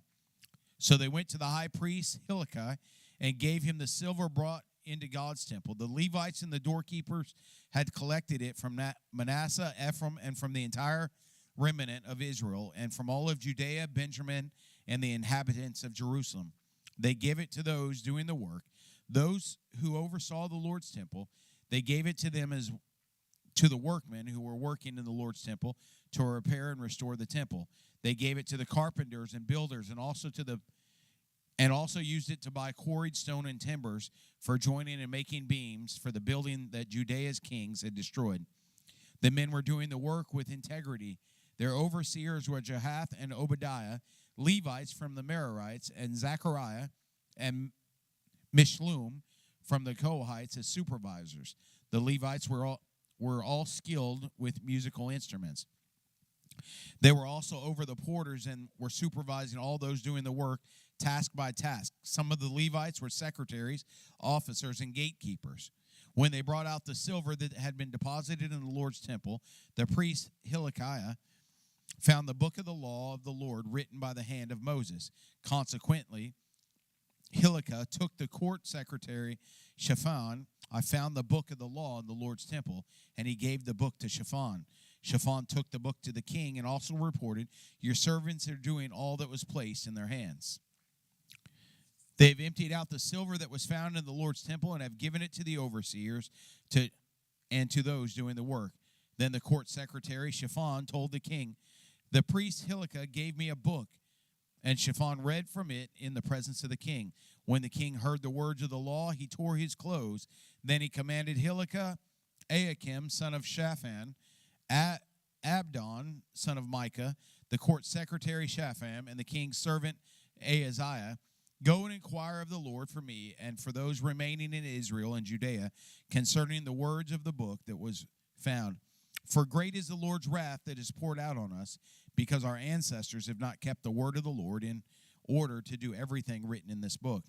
So Hilkiah and those the king had designated went to the prophetess Huldah, the wife of Shallum, son of Tokath, the son of Hasarai, keeper of the wardrobe. She lived in Jerusalem in the 2nd district. They spoke with her about this. She said to them, this is what the Lord God of Israel says.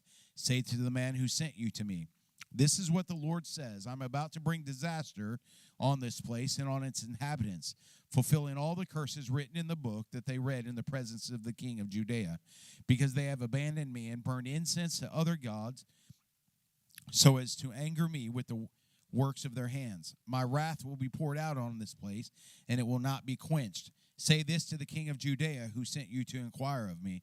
This is what the Lord God of Israel says, as for the words that you heard, because your heart was tender and you humbled yourself before God when you heard his words against this place and against its inhabitants, and because you humbled yourself before me and you tore your clothes and wept before me, I myself have heard. This is the Lord's declaration. I will indeed gather you to your ancestors, and you will be gathered to your grave in peace. Your eyes will not see all the disaster that I am bringing on this place and on its inhabitants. Then they reported to the king. So the king sent messengers and gathered all the elders of Judea and Jerusalem. And the king went up to the Lord's temple with all the men of Judea and the inhabitants of Jerusalem, as well as the priests and the Levites, all the people from the oldest to the youngest. He read in their hearing all the words of the book of the covenant that had been found in the Lord's temple. Then the king stood at his post and made a covenant in the Lord's presence to follow the Lord and keep his commands, his decrees, his statutes with all his heart and with all his soul, in order to carry out the words of the covenant written in this book. He had all those present in Jerusalem and Benjamin agree to it. So all the inhabitants of Jerusalem carried out the covenant of God, the God of their ancestors. So Josiah removed everything that was detestable from all the lands belonging to the Israelites, and he required all who were present in Israel to serve the Lord their God. Throughout his reign, they did not turn aside from following the Lord, the God of their ancestors. Josiah observed the Lord's Passover and slaughtered Passover lambs on the 14th day of the first month. He appointed the priests to their responsibilities and encouraged them to serve in the Lord's temple. He said to the Levites who taught all of Israel the holy things of the Lord, put the holy ark in the temple built by Solomon, son of David, king of Israel. Since you do not have to carry it with your shoulders, now serve the Lord your God and his people Israel. Organize your ancestral families by your divisions according to the written instruction of King David of Israel and that of his son Solomon. Serve in the holy place by the groupings of the ancestral families for your brothers, the lay people, and according to the divisions of the Levites by family. Slaughter the Passover lambs. Consecrate yourselves and make preparations for your brothers, and make preparations for your brothers to carry out the word of the Lord through Moses. Then Josiah donated 30,000 sheep, lambs, and young goats, plus 3,000 cattle from his own possessions for the Passover sacrifices for all the lay people who were present. His officials also donated willingly for the people, the priests, the Levites, Hilkiah, Zechariah, and Jehiel, chief officials of God's temple, gave 2,600 Passover sacrifices, and 300 cattle for the priest. Coaniah and his brother Shimoni, and Nathaniel, and Hezbiah, Jaleel, and Jozabad, officers of the Levites, donated 5,000 Passover sacrifices for the Levites, plus 500 cattle. So the service was established. The priests stood at their posts, and the Levites in their divisions, according to the king's command. Then they slaughtered the Passover lambs, and while the Levites were skinning the animals, the priests splattered the blood they had been given. They removed the burnt offerings so that they might be given to the groupings of ancestral families of the lay people to offer to the Lord according to what is written in the book of Moses. They did the same with the cattle. They roasted the Passover lambs with the fire according to regulation. They boiled the holy sacrifices in pots, kettles, and bowls, and they quickly brought them to the lay people. Afterward, they made preparations for themselves and for the priests, since the priests, the descendants of Aaron, were busy offering up burnt offerings and fat until night. So the Levites made preparations for themselves and for the priests, the descendants of Aaron. The singers, the descendants of Asaph, were in their stations according to the command of David. Asaph, Heman, and Junath, the king's seer, also the gatekeepers, were at each temple's gate. None of them left their task because their Levite brothers had made preparations for them. So all the service of the Lord was established that day for observing the Passover and for offering burnt offerings on the altar of the Lord according to the command of King Josiah. The Israelites who were present in Judea also observed the Passover at the time of the festival of unleavened bread for 7 days. No Passover had been observed like it in Israel since the days of the prophet Samuel. None of the kings of Israel ever observed a Passover like the one that Josiah observed with the priests, Levites, and all of Judea, the Israelites who were present in Judea, and the inhabitants of Jerusalem. In the 18th year of Josiah's reign, this Passover was observed. After all this, Josiah had prepared the temple. King Necho of Egypt marched up to fight at Carchemish by the Euphrates, and Josiah went out to confront him. But Necho sent messengers to him, saying, "What is this, the issue between you and me, king of Judea? I have not come against you today, but I am fighting another dynasty. God told me to hurry. Stop opposing God who is with me. Don't make him destroy you." But Josiah did not turn away from him. Instead, in order to fight with him, he disguised himself. He did not listen to Necho's words from the mouth of God, but he went to the valley of Megiddo to fight. The archer shot King Josiah, and he said to his servants, "Take me away, for I am severely wounded." So his servants took him out of the war chariot, carried him in his second chariot, and brought him into Jerusalem. Then he died, and they buried him in the tomb of his ancestors. All of Judea and Jerusalem mourned for Josiah. Jeremiah chanted a dirge over Josiah, and all the male and female singers still speak of Josiah in their dirges today. They established them as a statute of Israel, and indeed they are written in the dirges. The rest of the events of Josiah's reign, along with the deeds of faithful love according to what is written in the law of the Lord and his words from the beginning to the end, are written in the book of Kings of Isaiah and Judea, of Israel and Judea. Then the common people took Jehoshaphat, son of Josiah, and made him king in Jerusalem in place of his father. Jehoahaz was 23 years old when he became king, and he reigned 3 months in Jerusalem. The king of Egypt disposed him in Jerusalem and fined the land 7,500 pounds of silver and 7,500 pounds of gold.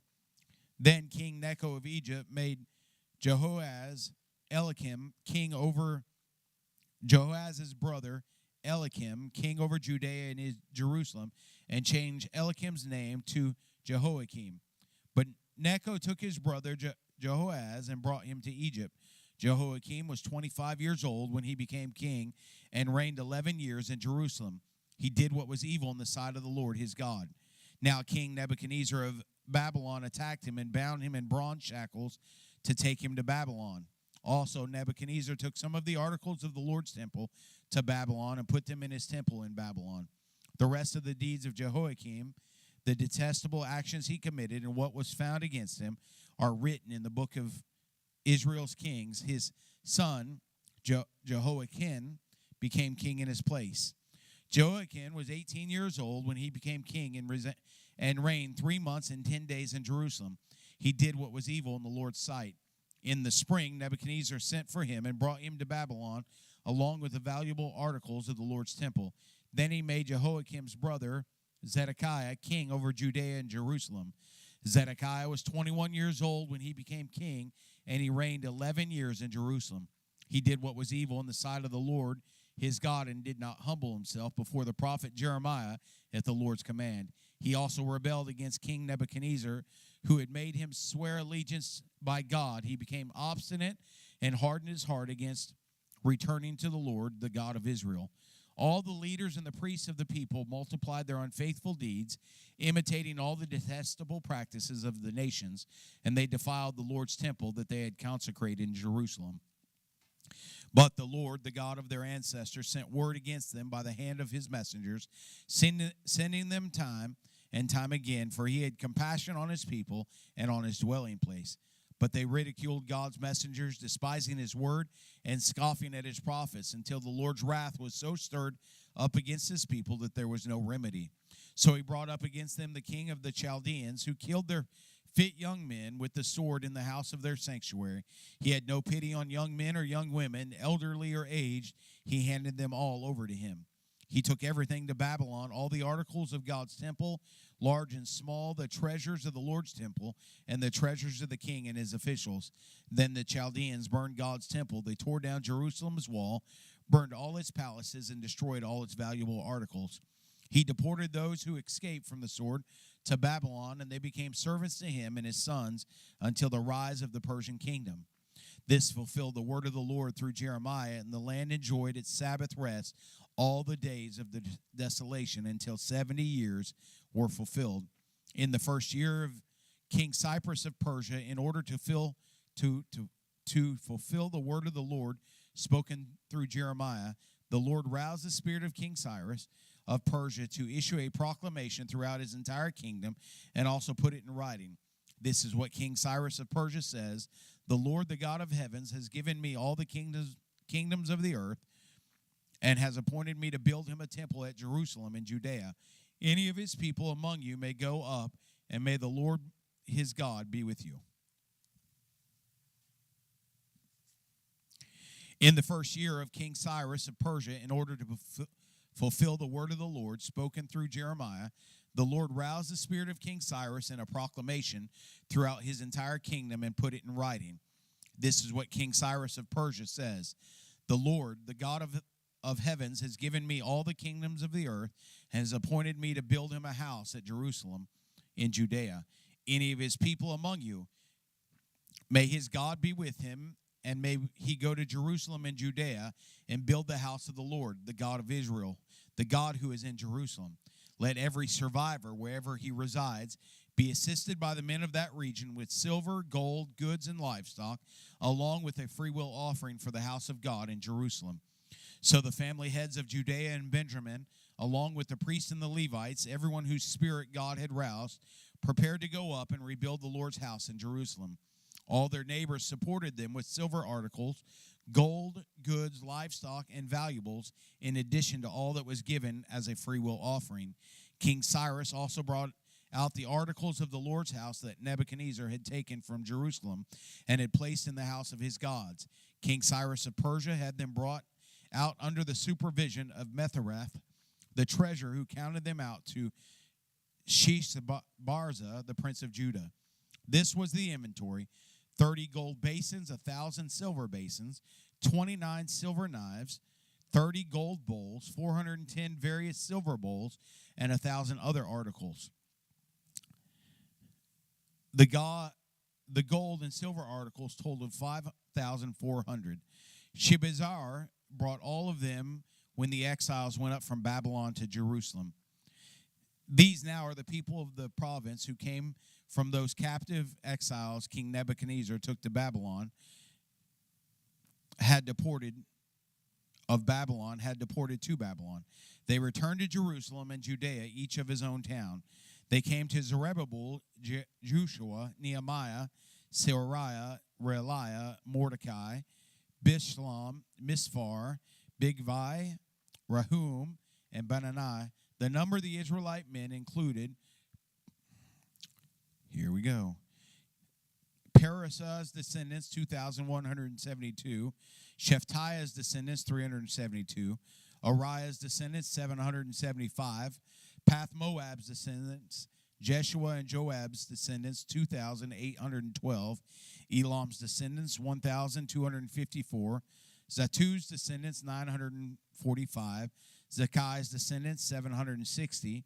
Benai's descendants, 642. Bebi's descendants, 623.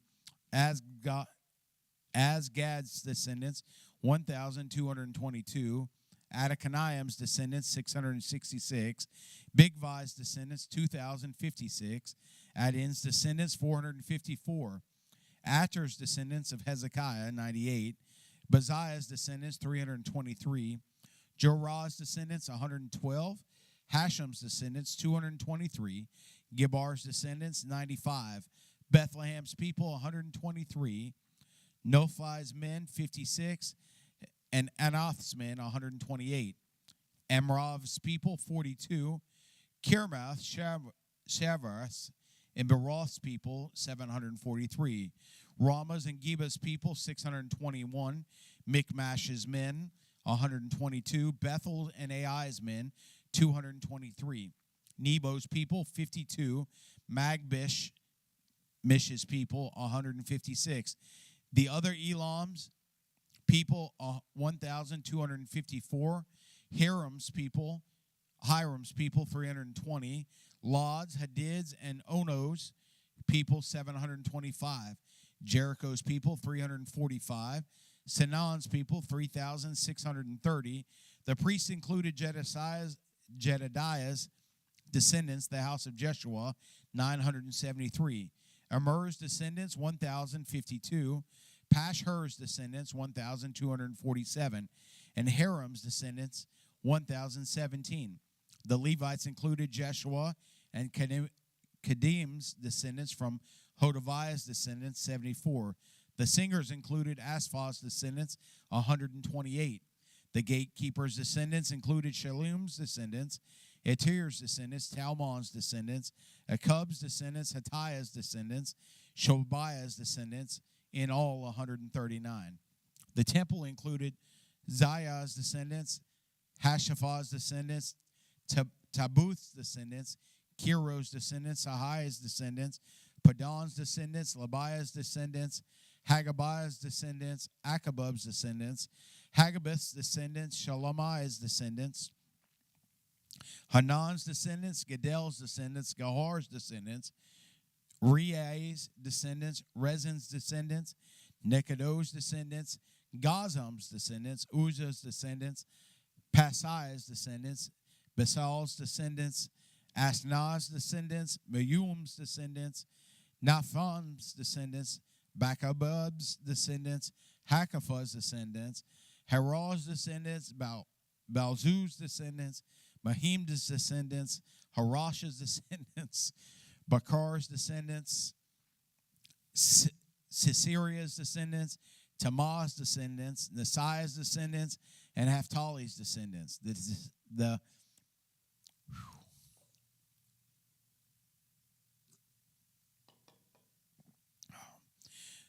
The descendants of Solomon's servants included Sotai's descendants, Hassaphareth's descendants, Peruta's descendants, Jalaphi's descendants, Darkon's descendants, Jadel's descendants, Shaphatai's descendants, Halatil's descendants, Porkash's descendants, and Amai's descendants. All the temple servants and descendants of Solomon's servants were 392. The following are those who came from Tamali, Tamar, Cherub, Adon, and Immer, but were unable to prove that their ancestral families and their lineage were Israelite. Delilah's descendants, Tobiah's descendants, and Neko's descendants, 652. And from the descendants of the priests, the descendants of Hobiah, the descendants of Hazak, the descendants of Barzillai, who had taken a wife from the daughters of Barzillai the Gileadite, and who bore his name. These searched their entire entries in the genealogical records, but they could not be found, so they were disqualified from the priesthood. The governor ordered them to eat the most high most holy things until there was a priest who would consult the Urim and the Thummim. The whole combined assembly numbered 42,360, not including their 7,337 male and female servants and their 200 male and female singers. They had 736 horses, 245 mules, 435 camels, and 6,720 donkeys. After they arrived at the Lord's house in Jerusalem, some of the family heads gave a freewill offering for the house of God in order to have it rebuilt on its original site. Based on what they could give, they gave 61,000 gold coins, 6,250 pounds of silver, and 100 priestly garments to the treasury for the project. The priests, Levites, singers, and gatekeepers, temple servants, and some of the people settled in the town, and the rest of Israel settled in their towns. When the 7th month arrived and the Israelites were in their towns, the people gathered as one in Jerusalem. Jeshua, son of Jozac, and his brothers, the high priest, along with Zerubbabel, son of Shealtiel, and his brothers, began to build the altar of Israel's God in order to offer burnt offerings on it, as it is written in the law of Moses, the man of God. They set up the altar on its foundation and offered burnt offerings for the morning and evening on it to the Lord, even though they feared the surrounding people. They celebrated the festival of shelters as prescribed and offered burnt offerings each day based on the number specific by the ordinance of each festival day. After that, they offered the regular burnt offerings and offerings for the beginning of each month and all of the Lord's appointed holy occasions, as well as the freewill offerings brought to the Lord. On the first day of the 7th month, they began to offer burnt offerings to the Lord, even though the foundation of the Lord's temple had not yet been laid. They gave money to the stone cutters and artisans and gave food and drink and oil to the people of Sidon and Tyre so that they would bring up cedar wood from Lebanon to Jopha by sea according to the authorization given them by King Cyrus of Persia. In the 2nd month of the 2nd year after they arrived in God's house in Jerusalem, Zerubbabel, son of Shealtiel, Jeshua, son of Jozac, and the rest of their brothers, including the priests and the Levites, and all who had returned to Jerusalem from the captivity, began to build. They appointed the Levites, who were 20 years old or more, to supervise the work of the Lord's house. Jeshua with his sons and brothers, Kadmiel with his sons and the sons of Judea, and Henadad with their sons and brothers, the Levites, joined together to supervise those working on the house of God. When the builders had laid the foundation of the Lord's temple, the priests dressed in their robes and holding trumpets, the Levites descended from Asphah holding cymbals, took their positions to praise the Lord as King David of Israel had instructed. They sang with praise and thanksgiving to the Lord, for he is good, he is faithful, love to Israel endures forever. Then all the people gave a great shout of praise to the Lord because the foundation of the Lord's house had been laid. But many of the older priests, Levites, and family heads who had seen the first temple wept loudly when they saw the foundation of this temple, but many others shouted joyfully. The people could not distinguish the sound of joyful shouting from that of weeping because the people were shouting so loudly and the sound was heard far away. When the enemies of Judea and Benjamin heard that the returned exiles were building a temple for the Lord, the God of Israel, they approached Zerubbabel and the family heads and said to them, "Let us build with you, for we also worship your God and have been sacrificing to him since the king Esarhaddon of Assyria brought us here." But Zerubbabel, Jeshua, and other heads of Israel's family answered them, "You may have no part with us in building the house of our God, since we alone built it for the Lord, the God of Israel, as King Cyrus, the king of Persia, has commanded us." Then the people who were already in the land discouraged the people of Judea and made them afraid to build.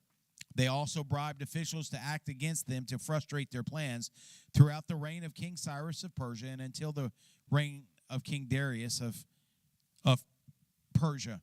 At the beginning of the reign of Ahasuerus, the people who were already in the land wrote an accusation against the residents of Judea and Jerusalem. During the time of King Xerxes of Persia, Bishlam, Meretha, Tabeel, and the rest of his colleagues wrote to King Xerxes The letter was written in Aramaic and translated.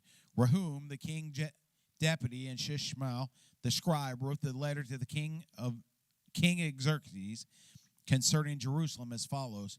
From Rahum, the city chief, Shemal the scribe, and the rest of our colleagues, the judges and magistrates, from Triopolis, Persia, Erech, Babylon, Susa, that is the people of Elam, and the rest of the people whom the great illustrious Ashurbanipal deported and settled in the cities of Samaria and the region west of the Euphrates River. This is the text of the letter they sent to him, to King Xerxes. From your servants, the men from the region west of the Euphrates River, let it be known to the king that the Jews who came from you have returned to us at Jerusalem. They are rebuilding the rebellious and evil city, finishing its walls and repairing its foundation. Let it be known to the king that if that city is rebuilt and its walls are finished, that they will not pay tribute, duty, or land tax, and royal revenue will suffer. Since we have taken an oath of loyalty to the king, and it's not for us to witness his dishonor, we have sent to inform the king that a search should be made in your predecessors' records. In these records, you will discover and verify that the city is a rebellious city, harmful to kings and provinces. There have been revolts in it since ancient times. This is why this city was destroyed. We advise the king that if the city is rebuilt and its walls are finished, you will not have any possession west of the Euphrates. Artaxerxes, the king, sent a reply to his chief deputy, Rahum, and Shemal, the scribe, and the rest of their colleagues living in Samaria and elsewhere in the region west of the Euphrates rivers. Greetings. The letter you sent us has been translated and read in my presence. I issued a decree and search and was conducted. It was discovered that the city has an uprising against kings since ancient times, and there have been rebellions and revolts in it. Powerful kings have also ruled over Jerusalem and exercised authority over the whole region west of the Euphrates River. The tribute, duty, and land tax were paid to them. Therefore, issue an order for these men to stop, so that this city will not be rebuilt until a further decree has been pronounced by me. See that you not neglect this matter, otherwise the damage will increase and the royal interest will suffer. As soon as the text of King Xerxes' letter was read, Rahum, Shishmai, the scribe, and their colleagues, they immediately went to the Jews in Jerusalem and forcibly stopped them. Now the construction of God's house in Jerusalem had stopped and remained at a standstill until the second year of the reign of King Darius of Persia. But when the prophets Haggai and Zechariah, son of Iddo, prophesied to the Jews who were in Judea and Jerusalem in the name of God of Israel, who was over them, Zerubbabel, son of Shealtiel, and Jeshua, son of Jozadak, began to rebuild God's house in Jerusalem. The prophets of God were with them, helping them. At that time, Tattaniah, the governor of the region west of the Euphrates River, Shethar-Bozi, and their colleagues came to the Jews and asked, "Who gave you order to rebuild this temple and finish this structure?" They also asked them, "What are the names of the workers who are constructing this building?" But God, watching over the Jewish elders, these men wouldn't stop until a report was sent to Darius so that they could receive written instructions about this matter. This is the text of the letter that Tattaniah, the governor of the region west of the Euphrates River, Shethar-Bozim, and their colleagues, the officials in the region, sent to King Darius. They sent him a report written as follows to King Darius. All greetings. Let it be known to the king that we went to the house of the great God in the province of Judea. It is being built with cut stones, and its beams are being set in the walls. This work is being done diligently and succeeding through the people's efforts. So we questioned the elders and asked, "Who gave you order to rebuild this temple and finish this structure?" We also asked for their names so that we could write the names of their leaders for your information. This is the reply they gave us. We are the servants of God of the heavens and the earth, and we are rebuilding the temple that was built many years ago, which a great king of Israel built and finished. But since our ancestors angered the God of the heavens, he handed them over to King Nebuchadnezzar of Babylon, the Chaldean, who destroyed this temple and deported them to Babylon. However, in the first year of King Cyrus of Babylon, he issued a decree to rebuild the house of God. He also took the temple in Babylon the gold, silver articles of God's house of Nebuchadnezzar had taken from the temple in Jerusalem and carried them to the temple in Babylon. He released them from the temple in Babylon to a man named Sheshbazzar, the governor of the appointment of King Cyrus. Cyrus took him, take these articles, put them in the temple in Jerusalem, and let the house of God be rebuilt on its original site. Then this same Sheshbazzar came and laid the foundation of God's house in Jerusalem. It had been under construction from that time until now, but it has not been completed. So if it pleases the king, let a search of the royal archives in Babylon be conducted to see if it is true that a decree was issued by King Cyrus to rebuild the house of God in Jerusalem. Let the king's decision regarding this matter be sent to us. King Darius gave order, and they searched in the library of Babylon in the archives. But it was in the fortress of Ecbatana in the province of Media that a scroll was found with this record written on it. In the first year of King Cyrus, he issued a decree concerning the house of God in Jerusalem. Let the houses be rebuilt as a place for offering sacrifices, and let its original foundations be retained. Its height is to be 90 feet, and its width 90 feet, with 3 layers of cut stones and 1 of timber. The cost is to be paid from the royal treasury. The gold and silver articles of God's house that Nebuchadnezzar took from the temple in Jerusalem and carried to Babylon must also be returned. They are to be brought to the temple in Jerusalem, where they belong, and put in the house of God. Therefore, you must stay away from that place, Tattenai, governor of the region of the west of Euphrates, Shethar-Bozzai, and your colleagues, the officials in this region. Leave the construction of the house of God alone. Let the governor and the elders of the Jews rebuild this house of God on its original site. I hereby issue a decree concerning what you are to do, so that the elders of the Jews can rebuild the house of God. The cost is to be paid in full to these men out of the royal revenues from the taxes of the region west of the Euphrates, so that the work will not stop. Whatever is needed, young bulls, rams, lambs, or burnt offerings to the God of the heavens, or wheat, salt, wine, and oil, as requested by the priests in Jerusalem, let it be given to them every day without fail, so that they can offer sacrifices of pleasing aroma to the God of the heavens and pray for the life of the king and his sons. I also issue a decree concerning any man who interferes with this directive. Let a beam be torn from his house and raised up. He will be impaled on it, and his house will be made into a garbage dump because of this offense. May the God who caused his name to dwell in there overthrow the king or people who dares to harm or interfere with this house of God in Jerusalem. I, Darius, have issued the decree. Let it be carried out diligently. Then Tattenai, governor of the region west of the Euphrates, Shethar-Bozzai, and their colleagues diligently carried out what King Darius had decreed. So the Jewish elders continued successfully with the building under the prophesying of Haggai and the prophet and Zechariah, son of Iddo. They finished the building according to the commands of the God of Israel, the decrees of Cyrus, Darius, and King Xerxes of Persia. This house was completed on the 3rd day of the month of Adar in the 6th year of the reign of King Darius. Then the Israelites, including the priests and Levites and the rest of the exiles, celebrated the dedication of the house of God with joy. For the dedication of God's house, they offered 100 bulls, 200 rams, and 400 lambs, as well as 12 male goats, as a sin offering for all of Israel, one for each tribe, Israelite tribe. They also appointed the priests by their divisions, the Levites by their groupings, to the service of God in Jerusalem, according to what is written in the book of Moses.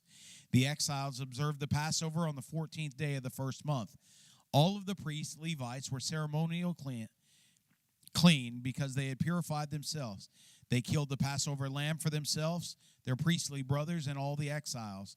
The Israelites who had returned from exile ate it, together with all who had separated themselves from the uncleanness of the Gentiles of the land, in order to worship the Lord, the God of Israel. They observed the festival of unleavened bread for 7 days with joy, because the Lord had made them joyful, having changed the Assyrian king's attitude toward them, so that he supported them in the work of the house of God of Israel. After these events, during the reign of King Xerxes of Persia, Ezra, Zariah's son, Azariah's son, Hilkiah's son, Shemuel's son, Zadok's son, Ahitub's son, Amariah's son, Azariah's son, Meharoth's son, Zariah's son, Uzziah's son, Buki's son, Abishu's son, Phinehas' son, Eleazar's son, and the chief priest Aaron's son came up from Babylon. He was a scribe, skilled in the laws of Moses, which the Lord, the God of Israel, had given. The king had granted him everything requested because the hand of the Lord, his God, was on him. Some of the Israelites, priests, Levites, singers, gatekeepers, and temple servants accompanied him to Jerusalem in the 7th year of King Xerxes. Ezra came to Jerusalem in the 5th month during the 7th year of the king. He began the journey from Babylon on the 1st day of the 1st month and arrived in Jerusalem on the 1st day of the 5th month, since the gracious hand of his God was on him. Now Ezra had determined in his heart to study the law of the Lord, obey it, and teach its statutes and ordinances in Israel. This is the text of the letter King Xerxes gave to Ezra the priest and scribe, an expert in matters of the Lord's commands and statutes for Israel. Xerxes, king of kings, to Ezra the priest, an expert in the law of the God of the heavens, greetings. I issue a decree that any of the Israelites in my kingdom, including their priests and Levites, who want to go to Jerusalem, may go with you. You are sent by the king and his 7 counselors to evaluate Judea and Jerusalem according to the law of your God, which is in your possession. You are also to bring silver and gold the king and his counselors have willingly given to the God of Israel, whose dwelling is in Jerusalem. All the silver and gold you receive throughout the provision of Babylon, together with the freewill offerings given by the people and the priests to the house of their God in Jerusalem.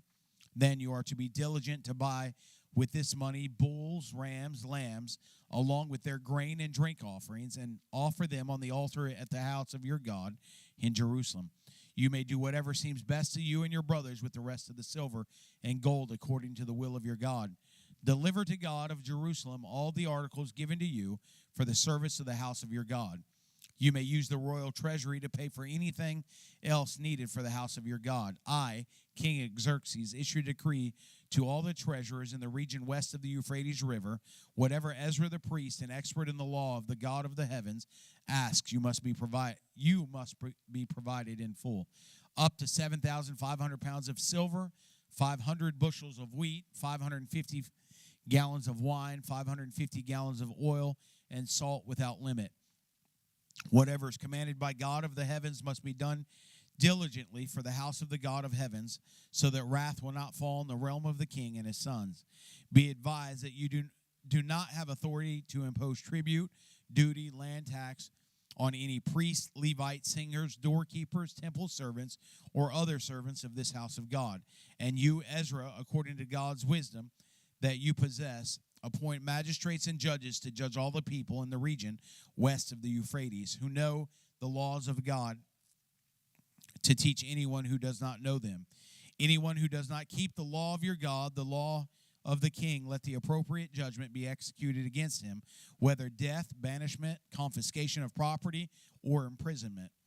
Blessed be the Lord, the God of our ancestors, who has put into the king's mind to glorify the house of the Lord in Jerusalem, and who has shown favor to me before the king, his counselors, and all his powerful officers. So I took courage because I was strengthened by the hand of the Lord my God, and gathered Israelite leaders to return with me. These were the family heads in the genealogical records of those who returned with me from Babylon during the reign of King Xerxes.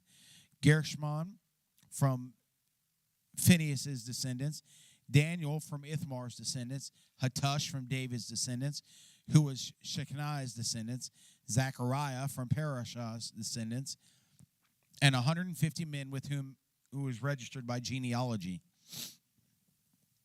Elaniah, son of Zechariah from Pathmob's descendants, and 200 men with him. Shechaniah, son of Jasiel from Zattu's descendants, and 300 men with him. Ebeded, son of Jonathan from Adin's descendants, and 50 men with him. Jesiah, son of Athal from Elam's descendants, and 70 men with him. Zebediah, son of Michael, from Shephthah's descendants, and 80 men with him. Obadiah, son of Jehiel, from Joab's descendants, and 218 men with him. Shalomith, son of Josephah, from Benaiah's descendants, and 160 men with him. Zechariah, son of Babiah, from Babiah's descendants, and 28 with him. Johanan, son of Hakkatin, and Asgod's descendants, and 110 with him. These are the last ones from Adonakim's descendants, and their names are Elphalet, Jehul, and Shemaiah, and 60 with them. Utiah and Zechariah from Bigvai's descendants, and 70 with them. I gathered them at the river that flows at Ahav, and we camped there for 3 days. I searched among the people and the priests and found no Levites there. Then I summoned the leaders, Eleazar, Ariel, Shemaiah, Elathan, Jerib, Elathan again, Nathan, Zechariah, and Meshullam, as well as the teachers Jorib and Elnathan.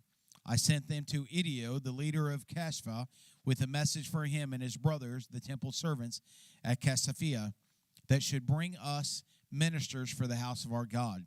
Since the gracious hand of our God was on us, they brought us Sherebiah, a man of insight from the descendants of Mahal, a descendant of Levi, son of Israel, along with his sons, brothers, and 18 men, plus Hashbib, along with Josiah, and the descendants of Merari and his brothers, and their sons, 20 men.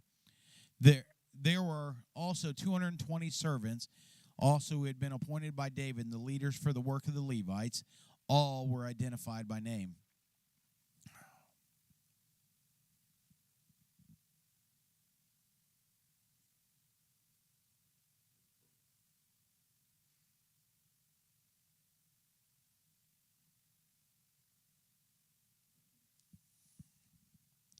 I proclaimed a fast from the Ahav River so that we might humble ourselves before our God and ask him for a safe journey for us, our dependents, and all our possessions.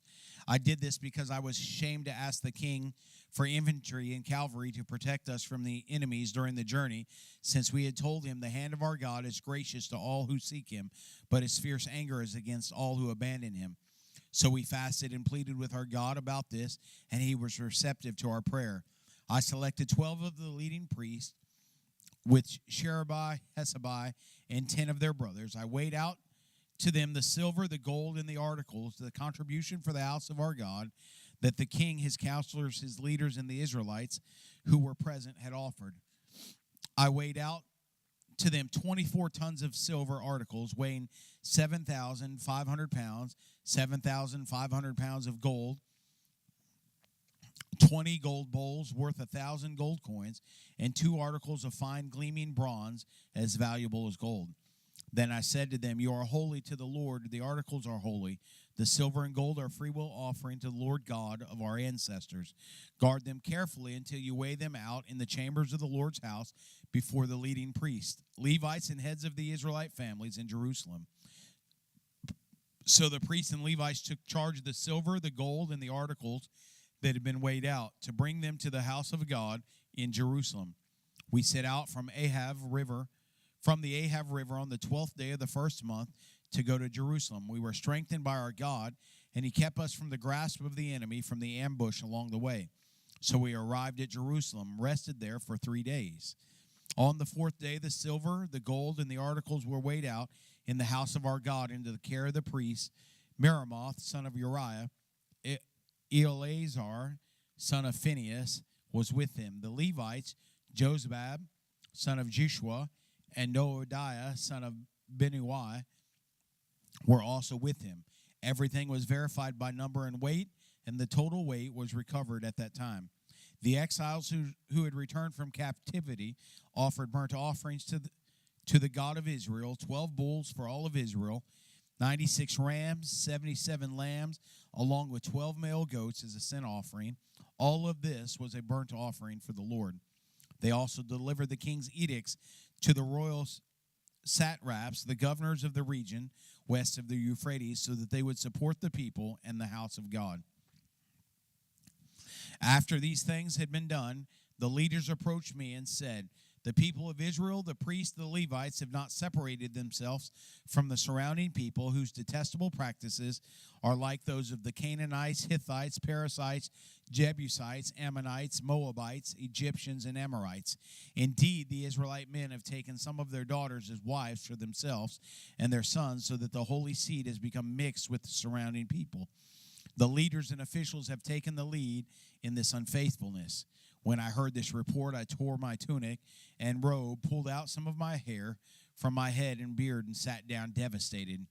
Everyone who trembled at the words of the God of Israel gathered around me because of the unfaithfulness of the exiles, while I sat devastated until the evening offering. At the evening offering, I got up from my time of humiliation with my tunic and robe torn. Then I fell on my knees and spread out my hands to the Lord my God. And I said, my God, I am ashamed and embarrassed to lift my face toward you, my God, because our iniquities are higher than our heads, and our guilt is as high as the heavens. Our guilt has been terrible from the days of our ancestors until this present. Because of our iniquities, we have been handed over, along with our kings and priests, to the surrounding kings and to the sword, captivity, plundering, and open shame, as it is today. But now, for a brief moment, grace has come from the Lord our God to preserve a remnant for us and give us a stake in his holy place, even in all our slavery. God has given us a little relief and light to our eyes. Though we are slaves, our God has not abandoned us into slavery. He's extended grace to us in the presence of the Persian kings, giving us relief so that we can rebuild the house of our God and repair its ruins, to give us a wall in Judea and Jerusalem. Now, our God, what can we say in light of this? For we have abandoned the commands you gave through your servants, the prophets, saying, the land you are entering to possess is an impure land. The surrounding people have filled it from the end to the end with uncleanliness by their impurity and detestable practices. So do not give your daughters to their sons in marriage, or take their daughters for your sons. Never pursue their welfare or prosperity, so that you will be strong. Eat the good things of the land and leave it as an inheritance to your sons forever. After all, that has happened to us because of our evil deeds and terrible guilt, though you, our God, have punished us less than our iniquities deserve and have allowed us to survive. Should we break your commands again and intermarry with the people who commit these detestable practices? Wouldn't you become so angry with us that you would destroy us, leaving neither remnant nor survivor? Lord God of Israel, you are righteous, for we survive as a remnant today. Here we are before you with our guilt, though no one can stand in your presence because of this. While Ezra prayed and confessed, weeping and falling face down before the house of God, an extremely large assembly of Israelite men, women, and children gathered around him. The people also wept bitterly. Then Shekaniah, the son of Jehiel, an Elamite, responded to Ezra, we have been unfaithful to our God by marrying foreign women from surrounding peoples, but there is still hope for Israel in spite of this. Therefore, let's make a covenant before our God to send away all foreign wives and their children according to the counsel of my Lord, and those who tremble at the command of our God. Let it be done according to the law. Get up, for this matter is your responsibility, and we support you. Be strong and take action. Then Ezra got up and made the leading priests, Levites, and all Israel take an oath to do what had been said. So they took the oath. Ezra then went from the house of God and walked to the chamber of Johanan, son of Elishibib, where he spent the night. He did not eat food or drink water because he was mourning over the unfaithfulness of the exiles. They circulated a proclamation throughout Judea and Jerusalem that all the exiles should gather in Jerusalem. Whoever did not come within 3 days would forfeit all his possessions, according to the decision of the leaders and the elders, who would be excluded from the assembly of the exiles. So all the men of Judea and Benjamin gathered in Jerusalem within the 3 days. On the 20th day of the 9th month, all the people sat in the square of the house of God, trembling because of this matter and because of the heavy rain. Then the priest Ezra stood up and said to them, you have been unfaithful by marrying foreign women, adding to Israel's guilt. Therefore, make a confession to the Lord, the God of your ancestors, and do his will. Separate yourselves from the surrounding people and your foreign wives. Then all the assembly responded loudly, "Yes, we will do as you say." But there are many people, and it is the rainy season. We don't have the stamina to stay out in the open. This isn't something that can be done in a day or two, for we have rebelled terribly in this matter. Let our leaders represent the entire assembly. Then let all those in our towns who have married foreign women come at appointed times, together with the elders and judges of each town, in order to avert the fierce anger of our God concerning this matter. Only Jonathan, son of Ashiel, and Jazan, son of Tevav, opposed this, with Meshulah and Shabbatha, the Levite, supporting them. The exiles did what had been proposed. The priest Ezra selected men who were family heads, all identified by name, to represent their ancestral families. They convened on the first day of the 12th month to investigate this matter, and by the first day of the first month they had dealt with all the men who had married foreign women. The following were found to have married foreign women from descendants of the priests, from the descendants of Jeshua, son of Jozadak, and his brothers Messiah, Elazar, Jarib, and Jediah. They pledged to send their wives away, and being guilty, they offered a ram for the flock for their guilt. Hananiah and Zebediah from Imer's descendants, Messiah, Elijah, Shemani, Jehi, and Uzziah from Haram's descendants, Elaniah, Maaziah, Ishmael, Nethael, Josabadad, and Elash from Pashfur's descendants. The Levites, Josabadad, Shemani, and Kilmai, that is Kalita, Pithiah, Judah, and Eleazar, the singers Elshanab, the gatekeepers Shalom, Tili, and Uriah, the Israelites, Parosh's descendants, Ramai, Isaiah, Malchishah, Mikajim, Elazamir, Malgajim, and Benaiah, Elam's descendants, Mattiah, Zechariah, Jehiah, Abadai, Jeremoth, and Elijah. Zatu's descendants, Elonamah, Elishabib, Mattiah, Jeremoth, Zabadah, Azariah, Badiah's descendants, Jehoniah, Hananiah, Zebediah, and Atheolah. Benaiah's descendants, Meshullamah, Adadiah, Jeshab, Sheshiel, Jeremoth, Panah, Moab's descendants, Abna, Chebi, Massaniah, Mathathiah, Baalzabi, Benuiah, Manasseh, Haram's descendants, Elazar, Ishla, Melchishah, Shemaniah, Shemanion, Benjamin, Malcolm, and Shermaniah. Hasham's descendants, Mattiah, Matthiah, Zebedee, Elphit, Jeremiah, Manasseh, and Shemaniah. Benaiah's descendants, Mediah, Aram, Yul, Benaiah, Bediah, Shulah, Bani, Menir, Elamanish, Matim, Benaiah, Jasu, Benah, Beniu, Shemiel, Shemelah, Nathan, Adahiah, Mazgadai, Shashariah, Azir, Shelmi, Shemariah, Shalom, Amariah, and Joseph. Nebo's descendants, Jeru, Matis, Zebidah, Jadadiah, Joel, and Benaiah. All these had married foreign women, and some of the wives had given birth to children.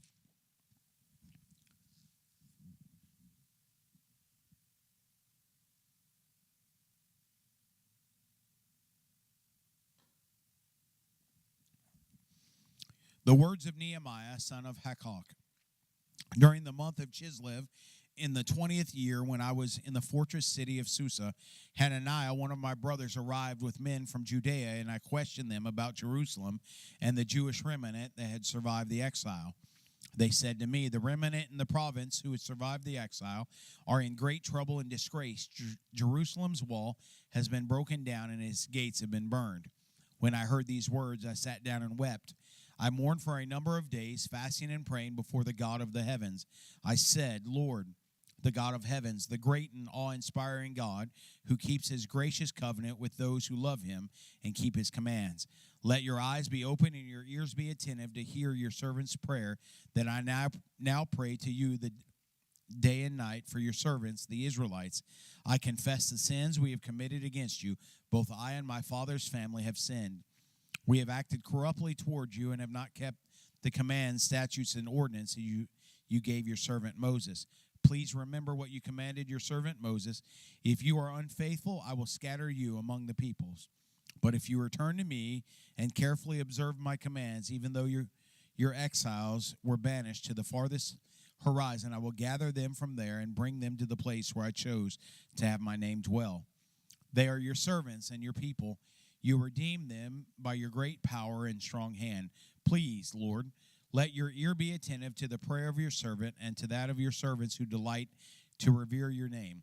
Give your servant success today and grant him compassion in the presence of this man at the time I was the king's cupbearer. During the month of Nisan, in the 20th year of King Xerxes, when wine was set before him, I took the wine and gave it to the king. I had never been sad in his presence. So the king said to me, "Why do you look so sad? Why aren't you when you aren't sick?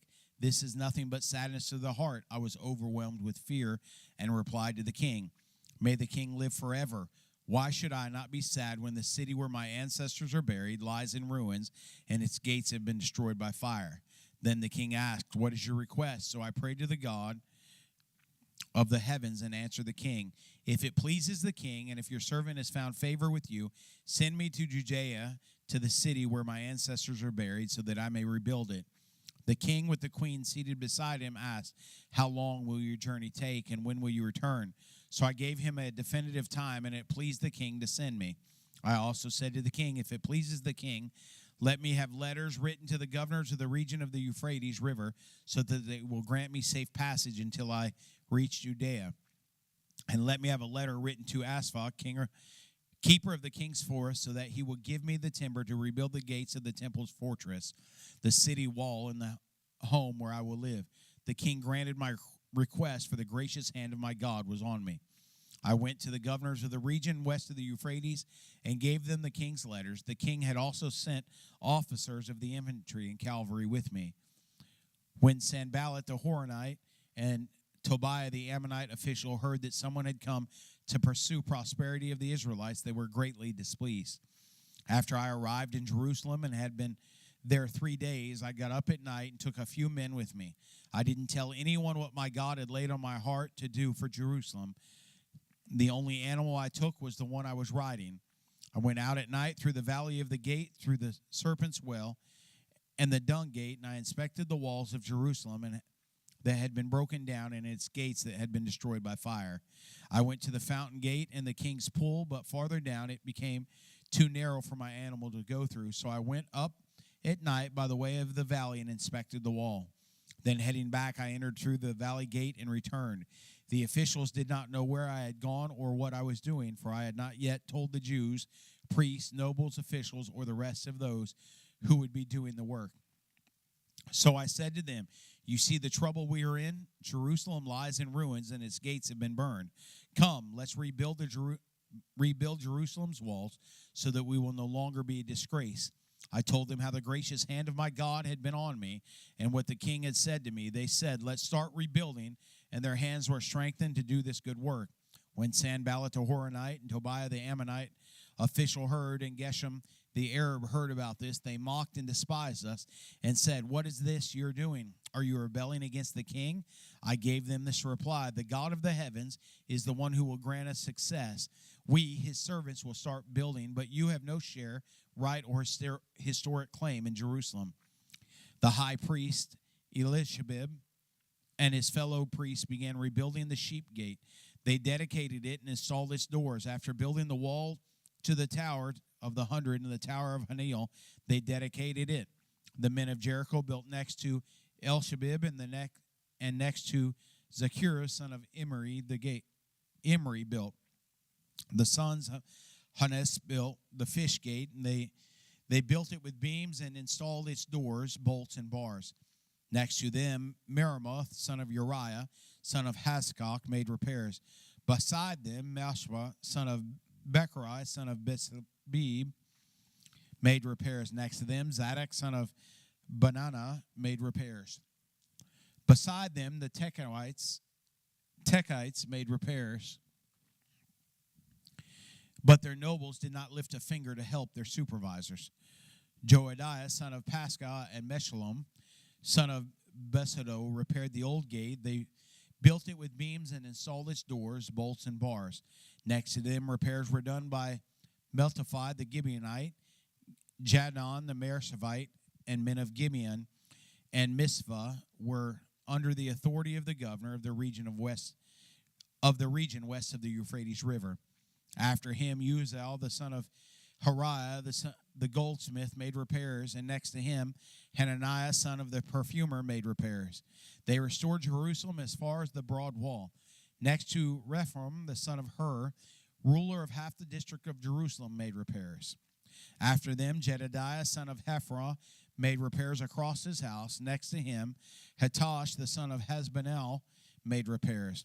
Malachijah, son of Haram, and Hesbub, son of Path Moab, made repairs to the other sections as well as the Tower of the Ovens.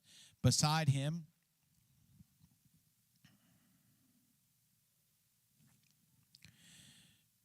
Shallum, son of Halshal, ruler of the district of Jerusalem, made repairs, he and his daughters.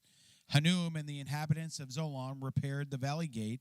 They rebuilt it and installed its doors, bolts, and bars, and repaired 500 yards of the wall of the dung gate. Malchash, the son of Rechib, ruler of the district of Beth Haram, repaired the dung gate. He rebuilt it and installed its doors, bolts, and bars. Shallum, son of Kolhazan, ruler of the district of Mizpah, repaired the fountain gate. He rebuilt it and roofed it. Then he installed its doors, bolts, and bars. He also made repairs to the wall of the pool of Shelah near the king's garden, as far as the stairs that descend from the city of David. After him, Nehemiah, son of Askbach, ruler of half the district of Beth Zur, made repairs up to the point of the tombs of David, as far as the artificial pool in the house of the warriors.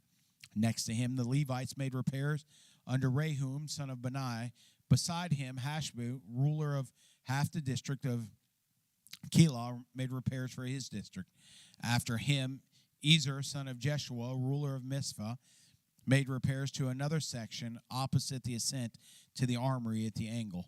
After him, Bakra, son of Zebediah, diligently repaired another section from the angle to the door of the house of the high priest Eliashib.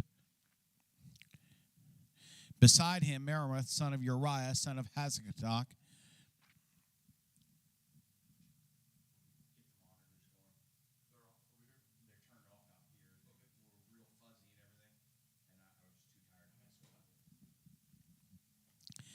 made repairs opposite their house. Beside Azariah, son of Maasaniah, son of Ananiah, made repairs beside his house.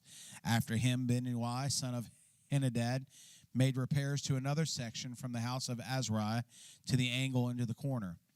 Palazah, son of Uzai, made repairs opposite the angle and the tower that juts out from the king's upper palace by the courtyard of the guard. Beside him, Pedadiah, son of Pashrah, and the temple servants living on Ophel made repairs opposite the water gate toward the east and the tower that juts out. Next to him, the Tekoites made repairs to another section from a point opposite the great tower that juts out as far as the wall of Ophel. Each of the priests made repairs above the horse gate, each opposite his own house. After them, Zadok, son of Immer, made repairs opposite his house, and beside him, Shemani, son of Shechai, guard of the east gate, made repairs. Next to him, Hananiah, son of Japhi, and Hanan, the sixth son of Zalpha, made repairs to another section. After them, Meshullam, son of Becherah, made repairs opposite his room. Next to him, Malchah, one of the goldsmiths, made repairs to the house of the temple servants and the merchants opposite of the inspection gate as far as the upstairs room on the corner. The goldsmiths and merchants made repairs between the upstairs room on the corner and the sheep gate. When Sanballat heard that we were rebuilding the wall, he became furious and he mocked the Jews. Before his colleagues and the powerful men of Samaria, he said, "What are these pathetic Jews doing? Can they restore it by themselves? Will they offer sacrifices? Will they ever finish it? Can they bring these burnt stones back to the life from the mounds of rubble?" Then Tobiah the Ammonite, who was beside him, said, "Indeed, even if a fox climbed up what they are building, he would break down their stone wall. Listen, our God, for we are despised. Make their insults return to their own heads, and let them be taken as plunder to the land of captivity. Do not cover their guilt, or their sin be erased from your sight, because they have angered the builders." So we rebuilt the wall. With the entire wall was joined up together to half its height, for the people had the will to keep working. When Sanballat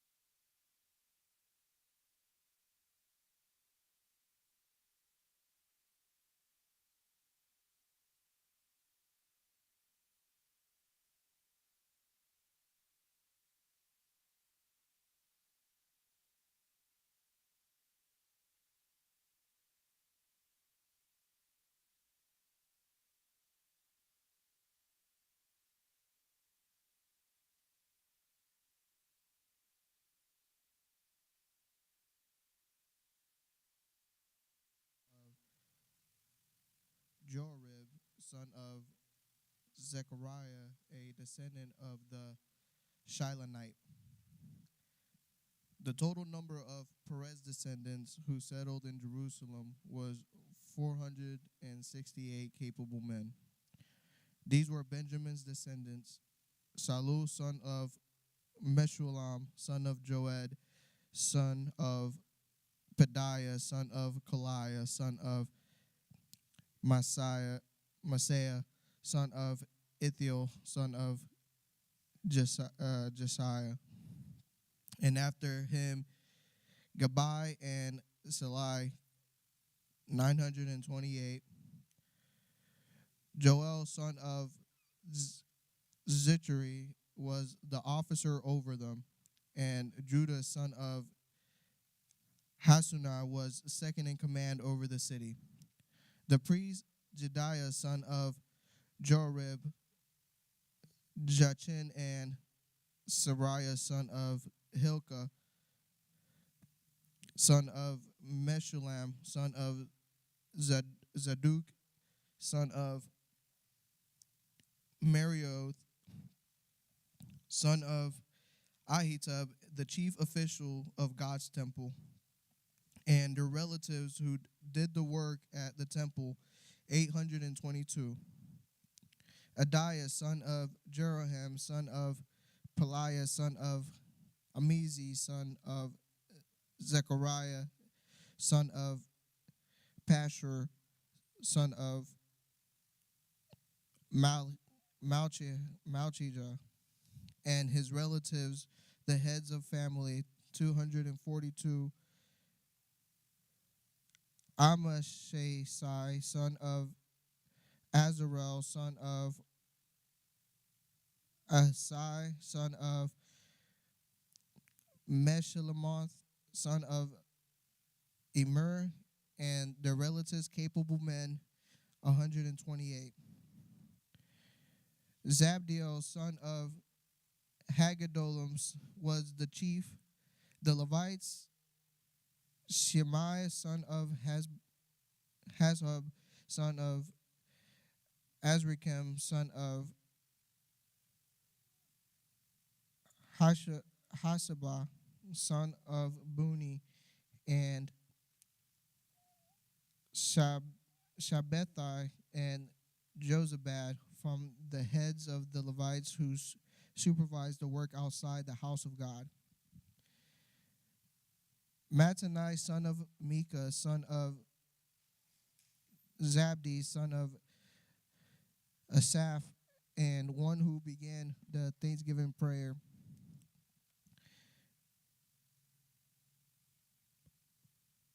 Bakbuka, second among his relatives, and Abda, son of Shamua, son of Galal, son of Jeduthun. All the Levites in the holy city, the gatekeepers, Akub, Talum, and the relatives who guarded the city gates, 172. The rest of Israel, the priests and the Levites, were in all the villages of Judah, each on his own inherent property. The temple servants lived in Ophel, Zia, and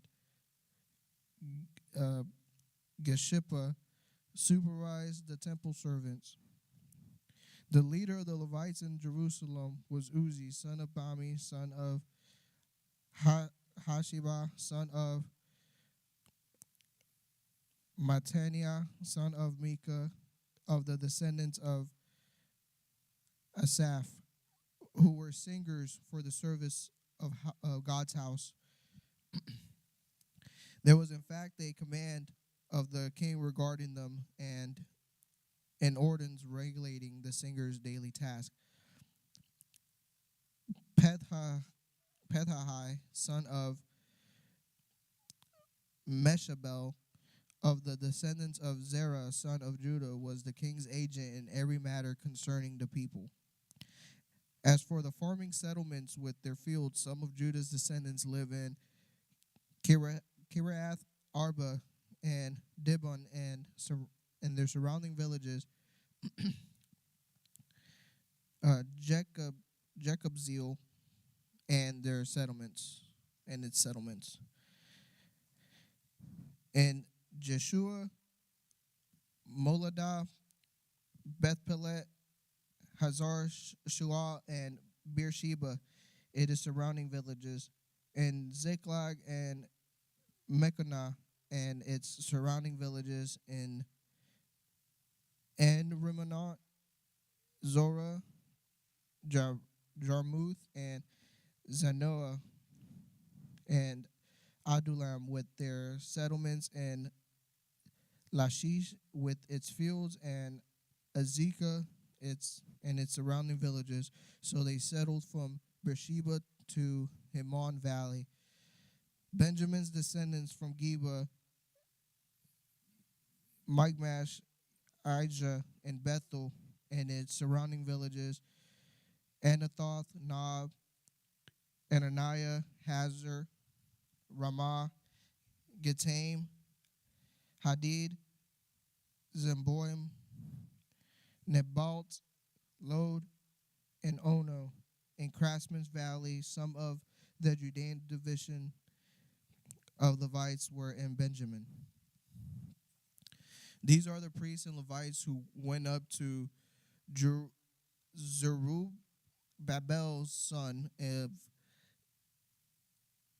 Shealethi, and with Jeshua, Sariah, Jeremiah, Ezra, Amariah, Maluch, Hasun, Shechaniah, Rehum, Mermoth, Edo, Genitoy, Abihah,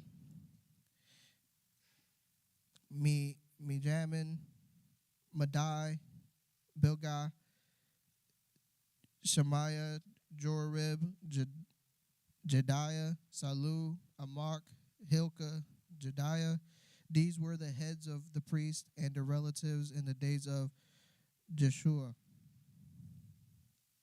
The Levites, Jeshua, Benu, Cadmiel, Sherebiah, Judah, and Mattanai. He and his relatives were in charge of the songs of praise. Bakbukai, Uni, and the relatives stood opposite them in the service. Jeshua fathered Joachim, Joachim fathered Elishib, Elishib fathered Joiada, Joiada fathered Jonathan, and Jonathan fathered Jaddua. In the days of Joachim, the heads of priest families were Meriah of Sariah, Hananiah of Jeremiah, Meshulam of Ezra, Jehonahan of Amariah, Jonathan of Maluchi, Joseph of Shebaniah, Adnah of Harim, Helkai of Marioth, Zechariah of Edo, Meshulam of Jenathon, Zetri of Abijah, Pilta of Modiah of Mininamin, Shamua of Bilgah, Jehonathan of Shemaiah,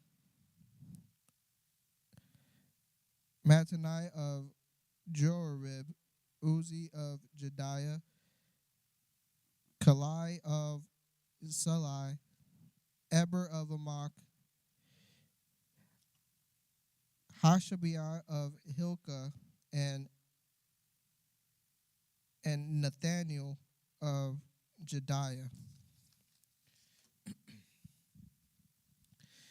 The Tyrians living there were importing fish and all kinds of merchandise, selling them on the Sabbath to the people of Jerusalem, people of Judah and Jerusalem.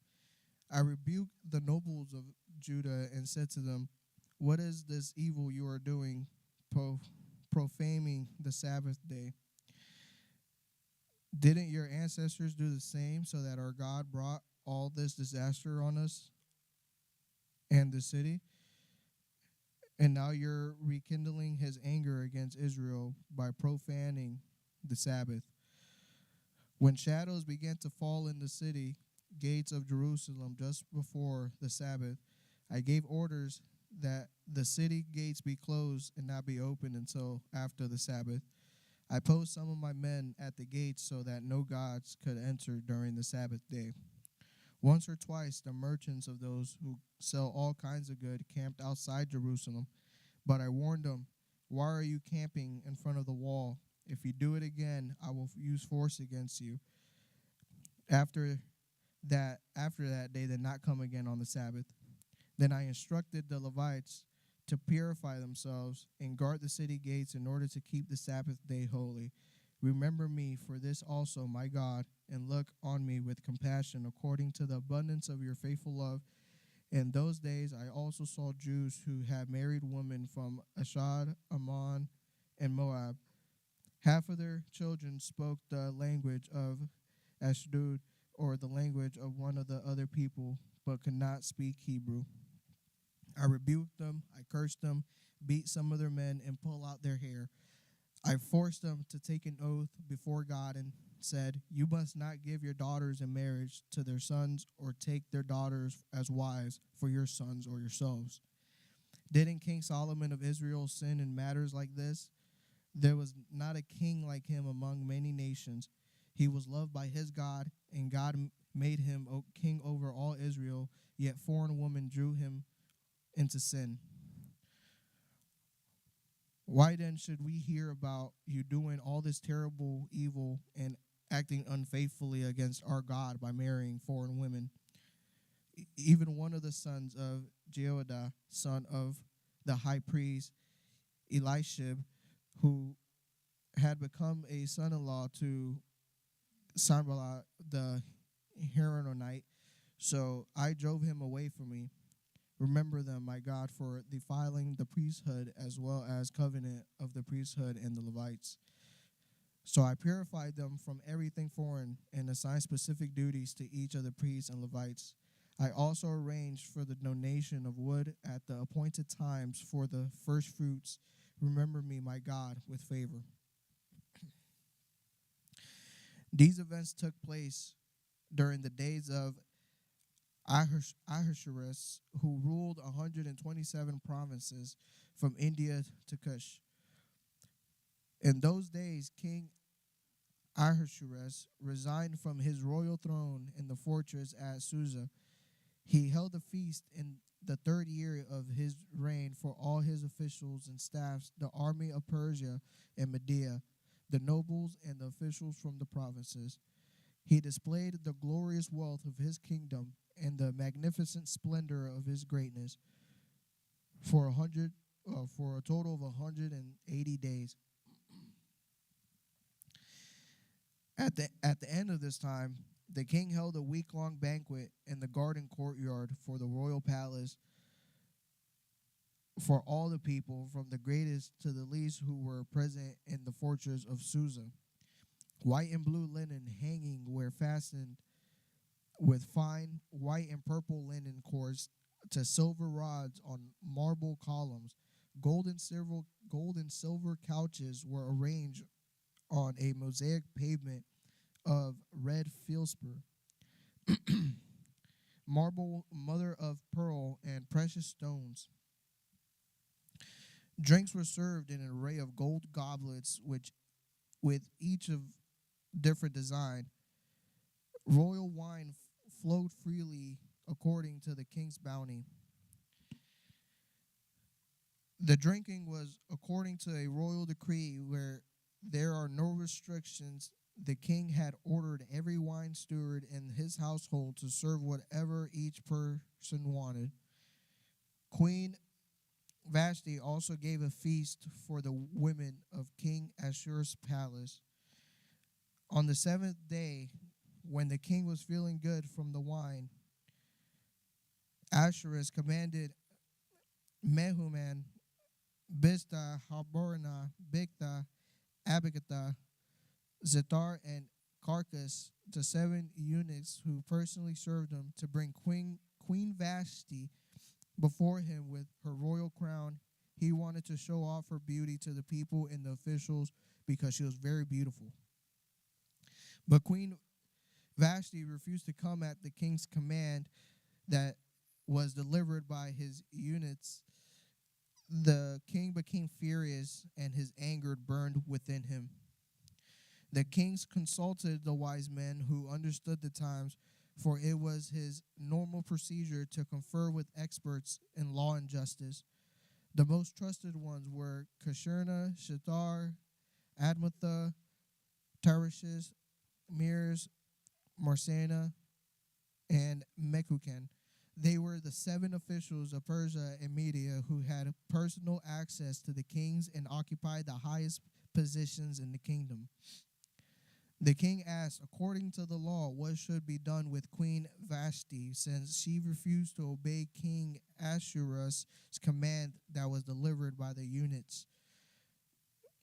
Memucan said, in the presence of the king and his official, Queen Vashti has wronged not only the king, but all the officials and the peoples who are in every one of the king's Ashur's provinces.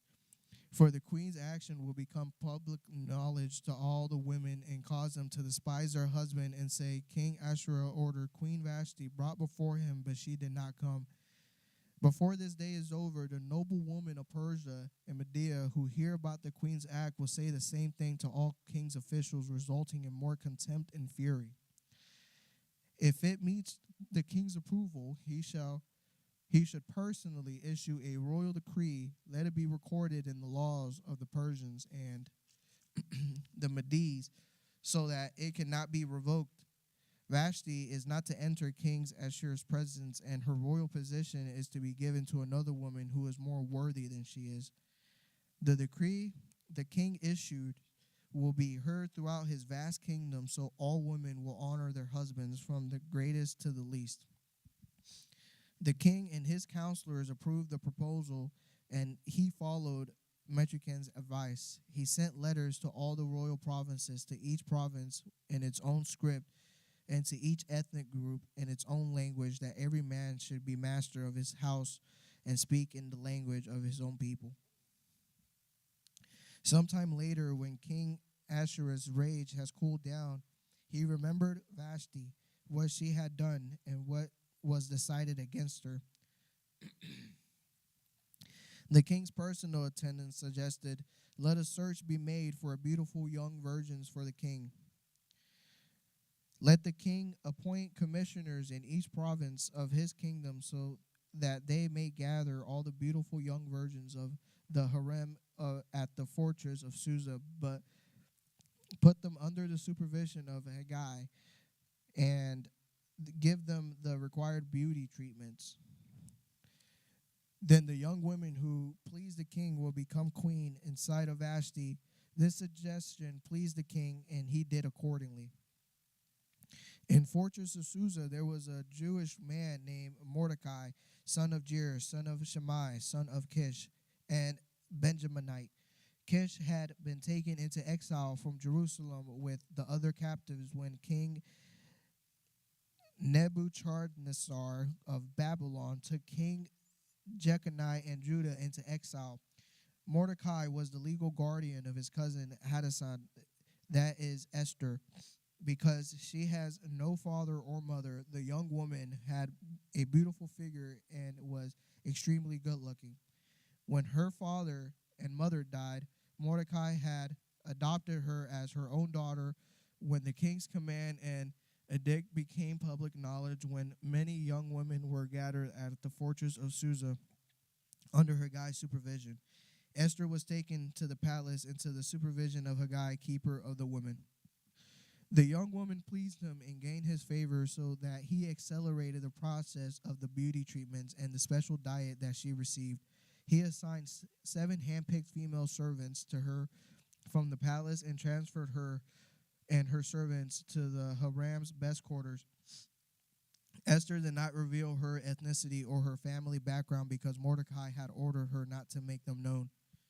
Every day, Mordecai took a walk in front of the harem's courtyard to learn how Esther was doing and to see what was happening to her. During the year before each young woman's turn to go to King Esther, the harem regulation required her to receive beauty treatments with oil of myrrh for 6 months and then with perfumes, cosmetics for another 6 months. When the young woman would go to the king, she was given whatever she requested to take with her from the harem to the palace. She would go in the evening, and in the morning she would return to a second harem under supervision of king's eunuchs, Hashgaz, keeper of the concubines. She never went to the king again unless she desired her and summoned her by name. Esther was the daughter of Abihail, the uncle of Mordecai, who had adopted her as her own daughter. When her turn came to the king, she did not ask for anything except what Haggai, the king's eunuch's keeper of the women, suggested. Esther gained favor in the eyes of everyone who saw her. She was taken to King Ahasuerus in the palace in the 10th month, the 10th Tebeth, and the 7th year of his reign. The king loved Esther more than all the other women. She won more favor and approval from him than did any of the other virgins. He placed the royal crown on her head and made her queen in place of Vashti.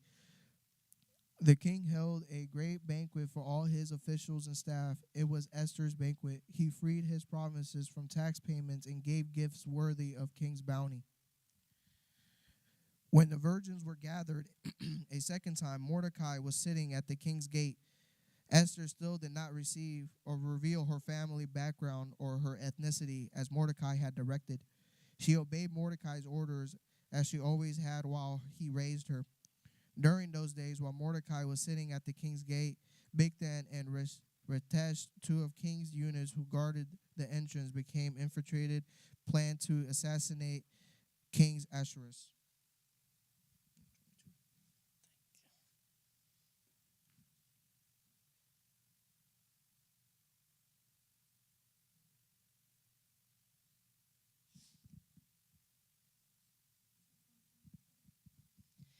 When Mordecai learned of the plot, he reported it to the Queen Esther, and she told the king of Mordecai's behalf. When the report was investigated and verified, both men were hanged on the galloways. This event was recorded in the historical record in the king's presence. After all this took place, King Ahasuerus honored Haman, son of Hammedatha, the Agite. He promoted him in the rank and gave him a higher position than all of the other officials. The entire royal staff of the king's gate bowed down and paid homage to Haman, because the king had commanded this to be done for him. But Mordecai would not bow down or pay homage. The members of the royal staff at the king's gate asked Mordecai, "Why are you disobeying the king's command?" When they had warned him day after day, he still would not listen to them. They told Haman in order to see Mordecai's actions would be tolerated, since he had told them he was a Jew. When Haman saw the Mordecai was not bowing down or paying his homage, he was filled with rage. When he learned of Mordecai's ethnic identity, it seemed repugnant to Haman to do away with Mordecai's alone. He planned to destroy all of Mordecai's people, the Jews, throughout Ahasuerus' kingdom. In the first month, the month of Nisan, the king Ahasuerus' 12th year, the pur, that is, the lot, was cast before Haman for each day in each month, and it fell on the 12th month, the month Adar.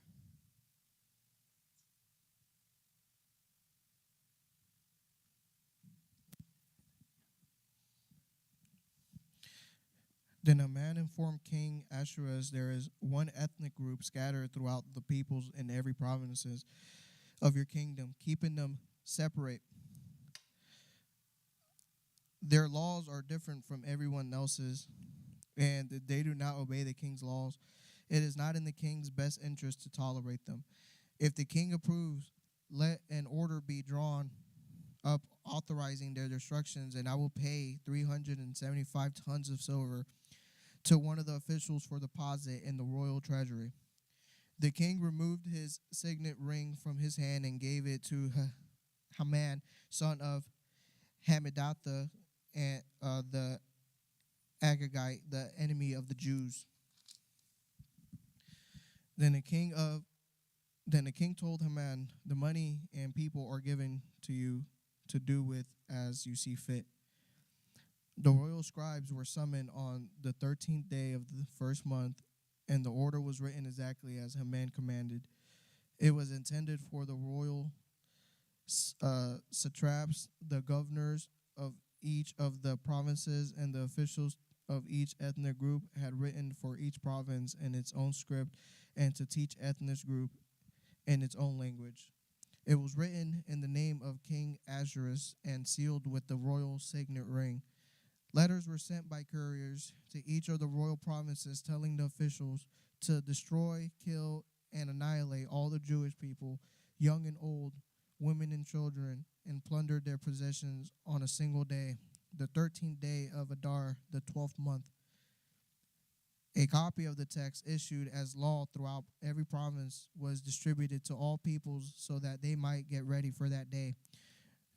The couriers left, spurred on by royal command, and the law was issued in the fortress of Susa. The king of Haman sat down to drink while the city of Susa was in confusion. When Mordecai learned that all had occurred, he torn his clothes, put on sackcloth and ashes, went into the middle of the city, and cried loudly and bitterly. He went only as far as the king's gate, since the law prohibited anyone wearing sackcloth from entering the king's gate. There was great mourning among the Jewish people in every province when the king's command and edict reached. They fasted, wept, and lamented, and many laid in sackcloth and ashes. Esther's female servants and her eunuchs came and reported the news to her, and the queen was overcome with fear. She sent clothes for Mordecai to wear so that he would take off his sackcloth, but he did not accept them. Esther summoned Hachach, one of the king's eunuchs who attended her, and dispatched him to Mordecai to learn what he was doing and why. So Hachach went out to Mordecai in the city square in front of the king's gate. Mordecai told him everything that had happened, as well as the exact amount of money Haman had promised to pay the royal treasury for the slaughter of the Jews. Mordecai also gave him a copy of the written decree issued in Susa ordering the destruction, so that Hachach might show it to Esther, explaining it to her and command her to approach the king, implore his favor, and plead with him personally for her people. Hachach came and repeated Mordecai's response to Esther. Esther spoke to Hachach and commanded him to tell Mordecai, all the royal officials and the people of the royal provinces know that one law applies to every man or woman who approaches the king in the inner courtyard and who has not been summoned, the death penalty, unless the king extends a gold scepter allowing the person to live. I have not been summoned to appear before king for the last 30 days. Esther's response was reported to Mordecai. Mordecai told the messenger to reply to Esther, don't think that you will escape the fate of all the Jews because you are in the king's palace. If you keep silent at this time, relief and deliverance will come to the Jewish people from another place, but you and your father's family will be destroyed. Who knows, perhaps you have come to your royal position for such a time at this. Esther sent this reply to Mordecai. Go and assemble all the Jews who can be found in Susa and fast for me. Don't eat or drink for 3 days, night or day. I and my female servants will go fast in the same way. After that, I will go to the king, even if it's against the law. If I perish, I perish. So Mordecai went and did everything Esther had commanded him. On the 3rd day, Esther dressed in her royal clothing and stood in the inner courtyard of the palace, facing it.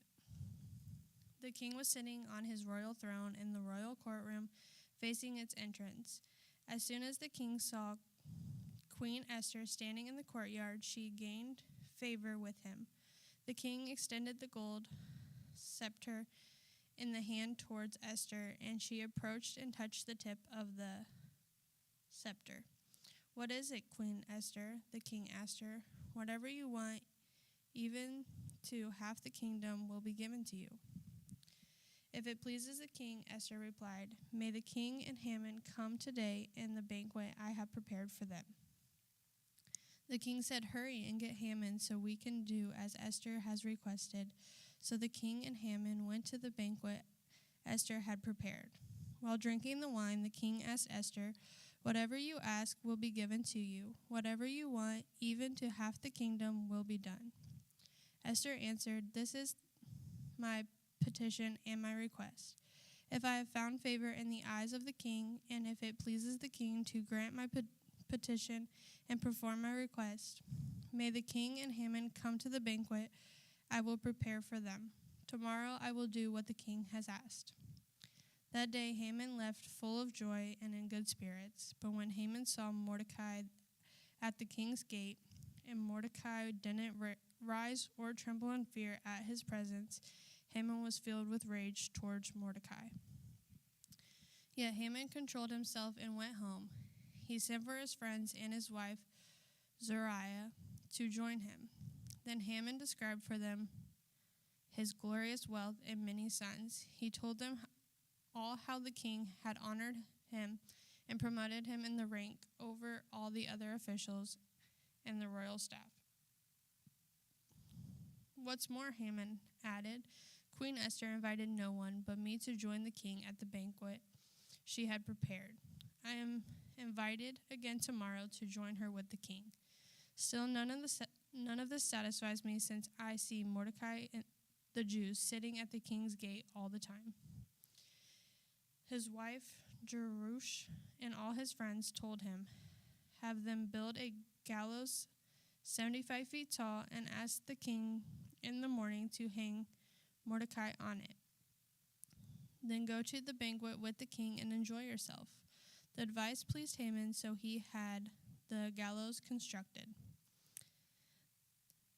That night sleep escaped the king, so he had ordered the book recording daily events to be brought and read to the king. They found the written report of how Mordecai had informed on Bigthana and Teresh, two of the kings in Noosh, who guarded the entrance when they planned to assassinate King Ahasuerus. The king inquired what honor and a special recognition have been given to Mordecai for this act. The king's personal attendants replied, "Nothing has been done for him." The king asked, "Who's in the court?" Now Haman just entered the outer court of the palace to ask the king to hang Mordecai on the gallows he had prepared for him. The king's attendants answered him, "Haman is there, standing in the court. Have him enter," the king ordered. Haman entered, and the king asked him, "What should be done for the man the king wants to honor?" Haman thought to himself, Who is it the king would want to honor me more than me?" Haman told the king, "For the man the king wants to honor, have them bring a royal garment that the king himself has worn, and a horse the king himself has ridden, which was a royal crown on its head. Put the garment and the horse under the charge of one of the king's most noble officials.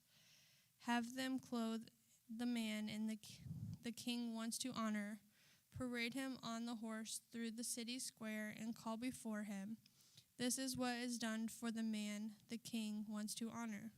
The king told Haman, "Hurry and do just as you proposed. Take a garment and a horse for Mordecai the Jew, who is sitting at the king's gate. Do not leave out anything you have suggested." So Haman took the garment and the horse. He clothed Mordecai and paraded him through the city square, calling out before him, "This is what is done for the man the king wants to honor." Then Mordecai returned to the king's gate, but Haman hurried off for home, mournful and with his head covered.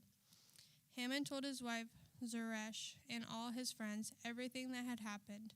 His advisors and his wife Jerush said to him, "Since Mordecai is Jewish and you have begun to fall before him, you won't overcome him because your downfall is certain." While they were still speaking with him, the king's eunuch arrived and rushed Haman to the banquet Esther had prepared. The king and Haman came to feast with Esther the queen once again on the second day while drinking wine. The king asked Esther, "Queen Esther, whatever you ask will be given to you. Whatever you seek, even half the kingdom will be done."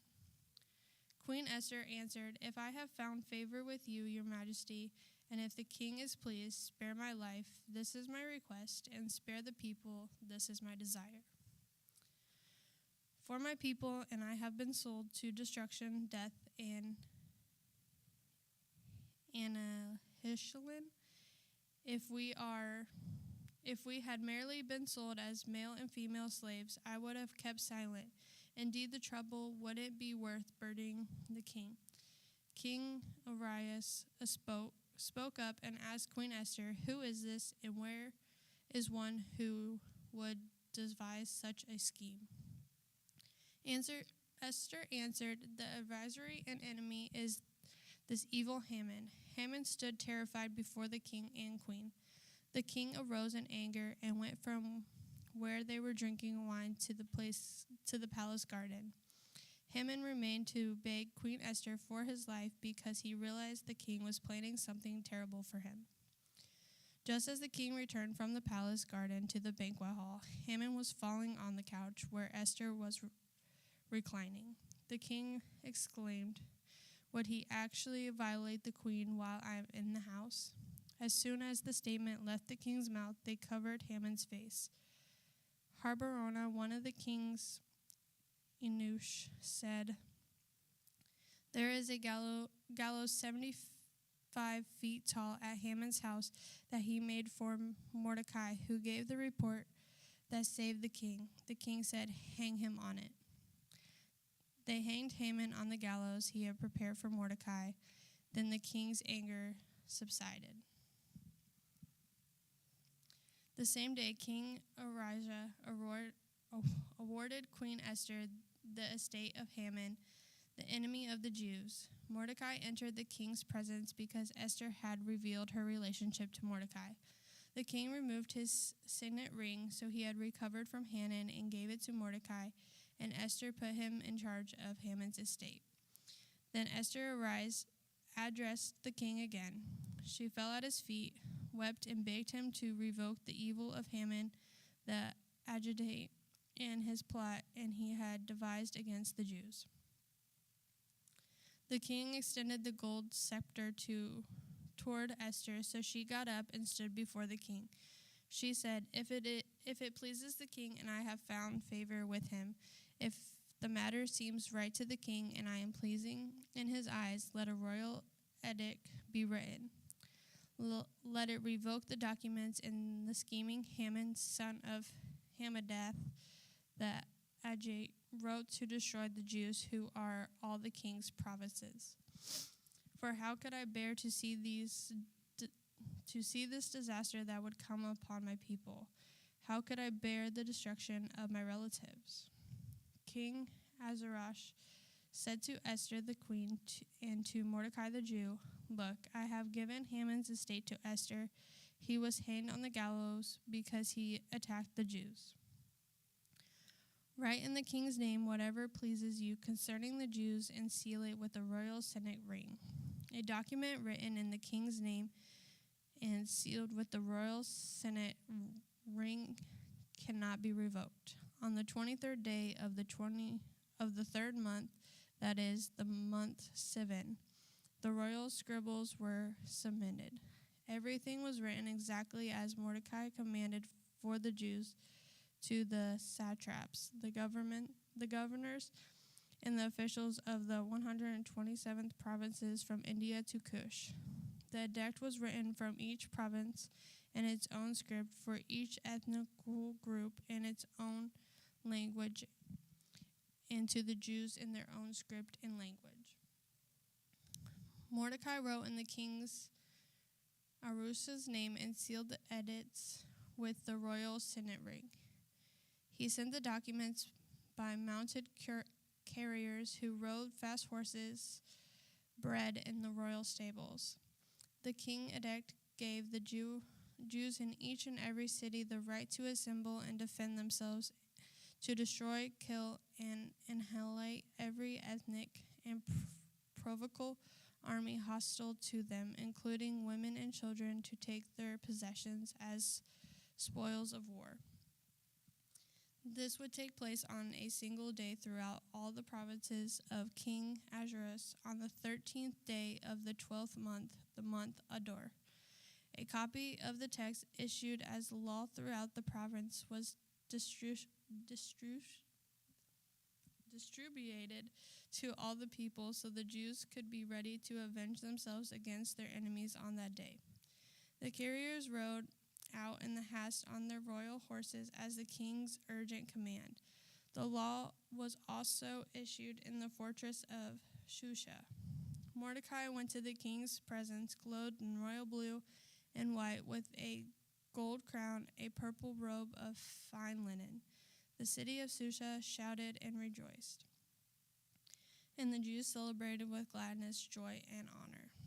In every province and every city where the king commanded, an edict reached, gladness and joy took place among the Jews. There was a celebration and a holiday, and many of the ethnic groups of the land professed themselves to be Jews because fear of the Jews had overcome.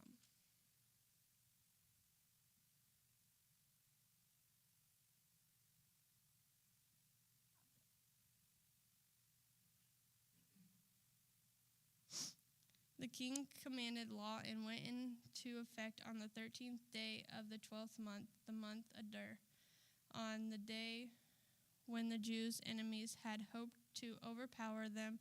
Just the opposite happened. The Jews overpowered those who hated them. In each of the King Harush provinces, the Jews assembled in their cities to attack those who intended to harm them. Not a single person could withstand them. Fear of them fell on every nationality. All the officials of the provinces, the satraps, the governors, and the royal civil administrators aided the Jews because they feared Mordecai. For Mordecai exercised great power in the palace, and his fame spread throughout the provinces as he became more and more powerful. The Jews put all their enemies to the sword, killing and destroying them. They did what they pleased to those who hated them. In the fortress of Susa, the Jews killed and destroyed 500 men, including Pershadatha, Dalphon, Asphatha, Portha, Adalai, Ardarthai, Parmasha, Arasha, Ardita, and Vasatha. They killed these 10 sons of Haman and son of Hammedatha, the enemy of the Jews. However, they did not seize any plunder. On the day of the number of people killed in the fortress of Susa was reported to the king. The king said to Queen Esther, "In the fortress of Susa, the Jews have killed and destroyed 500 men, including Haman's 10 sons. What have they done in the rest of the royal provinces? Whatever you ask will be given to you, and whatever you seek will also be done." Esther answered, "If it pleases the king, may the Jews who are in Susa also have tomorrow to carry out today's laws, and may the bodies of Haman's 10 sons be hung on the gallows." The king gave the orders to this to be done, so a law announced in Susa, and they hanged the bodies of Haman's 10 sons. The Jews in Susa assembled again on the 14th day of the month Adar and killed 300 men in Susa, but did not seize any plunder. The rest of the Jews in the royal provinces assembled, defended themselves, and gained relief from their enemies. They killed 75,000 of those who hated them, but did not seize any plunder. They fought on the 13th day of the month of Adar and rested on the 14th, and it became the day of feasting and rejoicing. But the Jews in Susha had assembled on the 13th and the 14th days of the month. They rested on the 15th day of the month, and it became a day of feasting and rejoicing. This explains why the royal Jews who live in the villages observed the 14th day of the month of Adar as time of rejoicing and feasting. It is a holiday when they send gifts to another.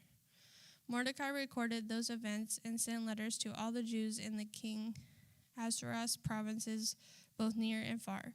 He ordered them to celebrate the 14th and 15th days of the month of Adar every year, because during those days the Jews gained relief from their enemies. That was the month when their sorrow was turned into rejoicing and their mourning into a holiday. They were to be days of feasting, rejoicing, and sending gifts to one another and to the poor. So the Jews agreed to continue the practice they had begun, as Mordecai had written to them. For Haman, son of Hammedatha, the Agagite, the enemy of all the Jews, had plotted against the Jews to destroy them. He cast the pur, that is, the lot, to crush and destroy them. But when the matter was brought before the king, he commanded by letter that the evil plan Haman had devised against the Jews return to his own head, and that he should be hanged with his sons on the gallows. For this reason, these days are called Purim, for the word pure, because of all the instructions in this letter, as well as what happened they had witnessed and what they had happened to them. The Jews bound themselves, their descendants, and all who joined with them to a commitment that would not fail to celebrate these 2 days each every year, according to the written instructions and according to the time appointed. These days are remembered and celebrated by every generation, family, province, and city, so that these days of Purim will not lose their significance in Jew life, and their memory will not fade from their descendants. Queen Esther, daughter of Abihail, along with Mordecai the Jew, wrote the second letter with full authority to confirm the letter about Purim. He sent letters with assurance of peace and security to all the Jews who were in the 127th province of the kingdom of Ahasuerus, in order to confirm these days of Purim at the proper time, just as Mordecai the Jew and Esther the queen had established them, and just as they had committed themselves and their descendants to the practices of fasting and lamentation. So Esther's command confirmed these customs of Purim, which were then written into record. King Ahasuerus imposed a tax throughout the land, even to the farthest shores. All of his powerful and magnificent accomplishments and the detailed account of Mordecai's great rank, which the king had honored him, and they have not written in the book of historical events of the king Media and Persia. Mordecai the Jew was second only to King Ahasuerus. He was famous among the Jews and highly esteemed by many of his relatives. He continued to pursue prosperity for his people and to speak the well-being of his descendants.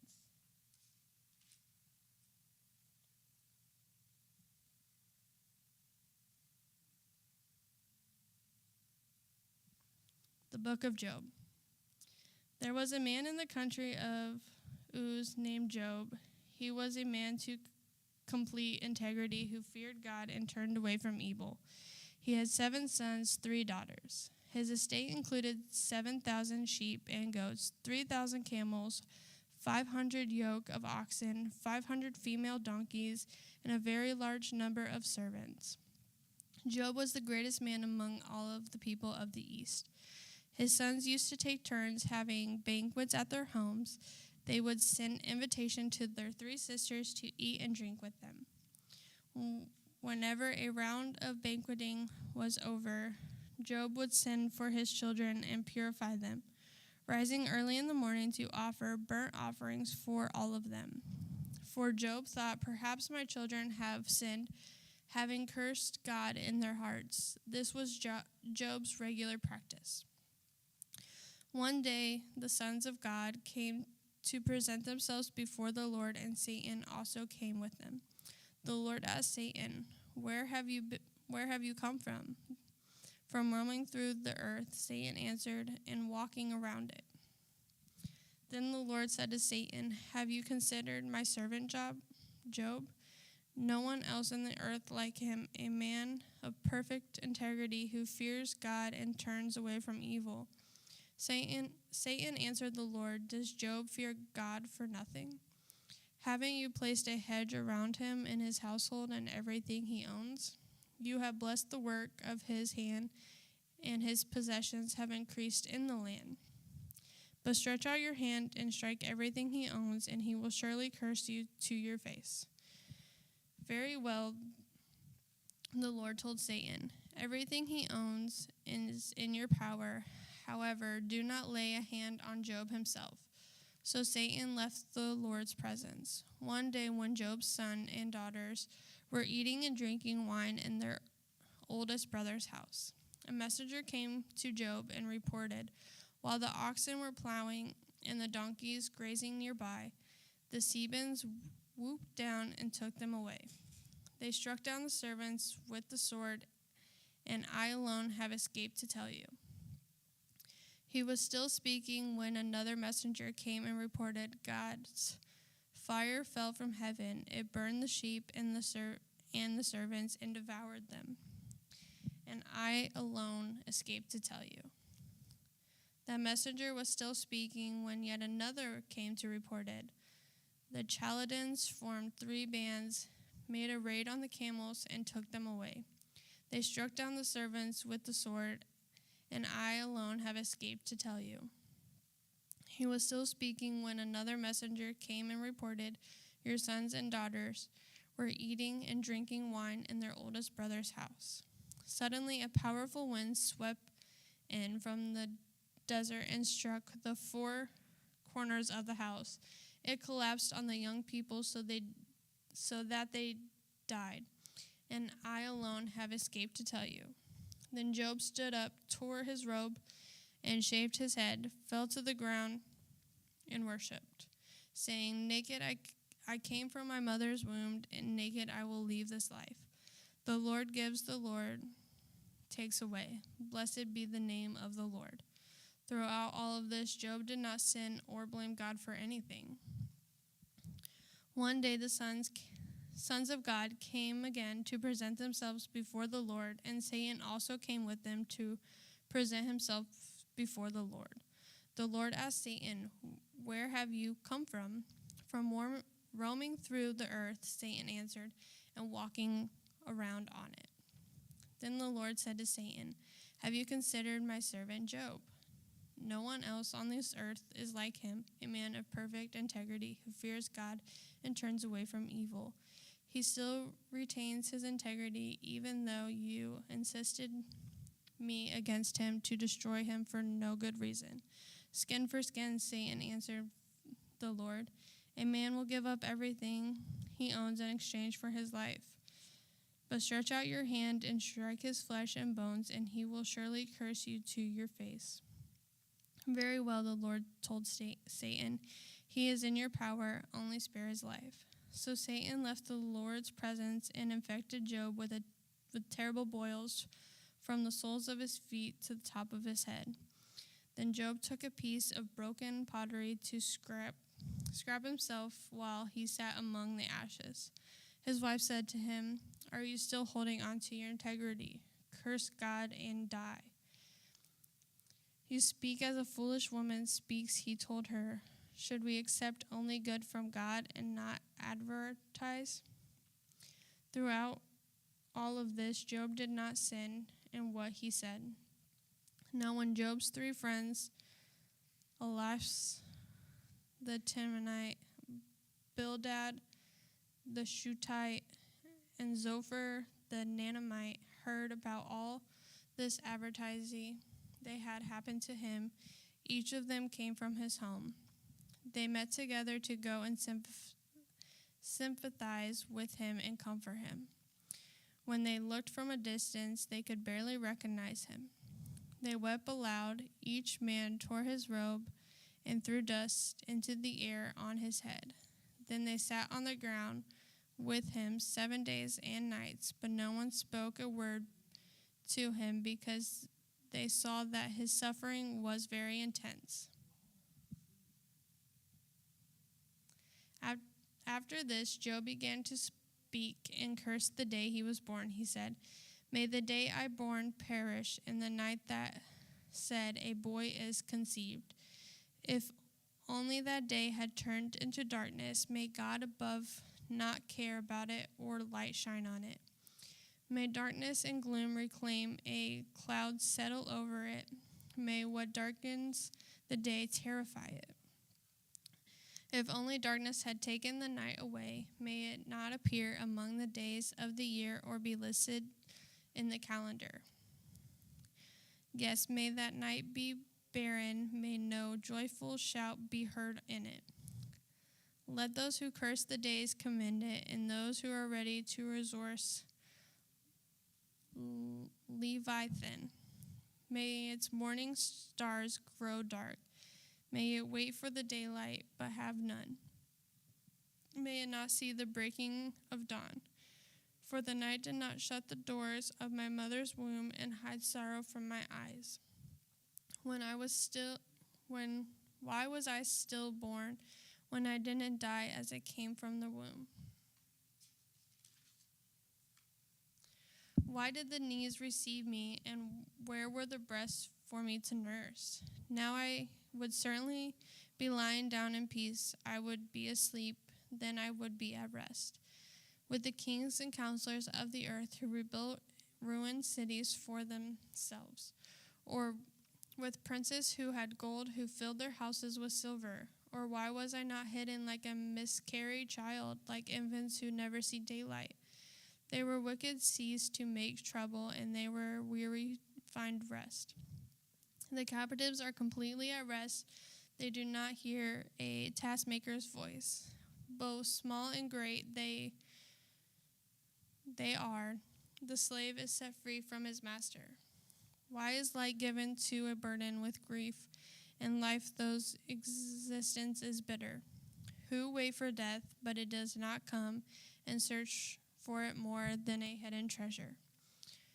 Who are filled with much joy and are glad when they reach the grave? Why is life given to a man whose path is hidden, whom God had hidden? I sigh when food is put before me, and groans pour out like water. For the thing I have feared has overtaken me, and what I've dreaded has happened to me. I cannot relax or be calm. I have no rest, for turmoil has come.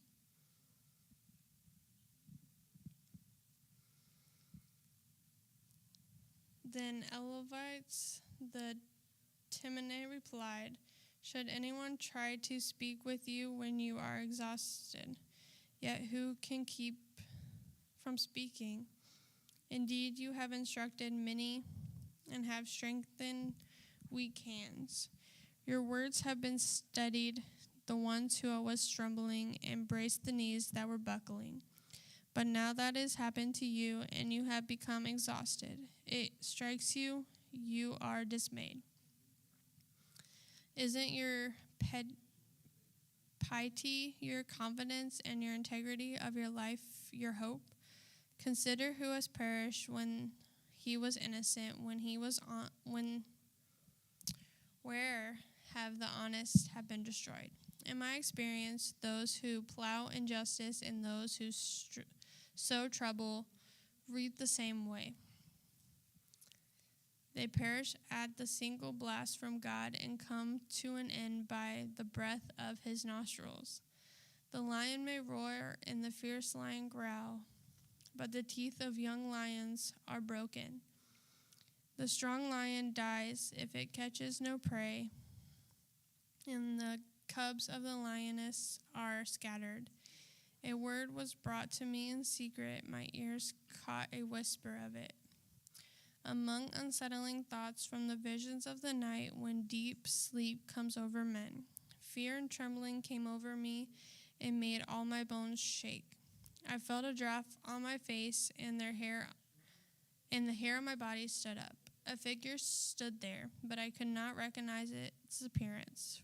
A form loomed before my eyes. I heard a whispering voice.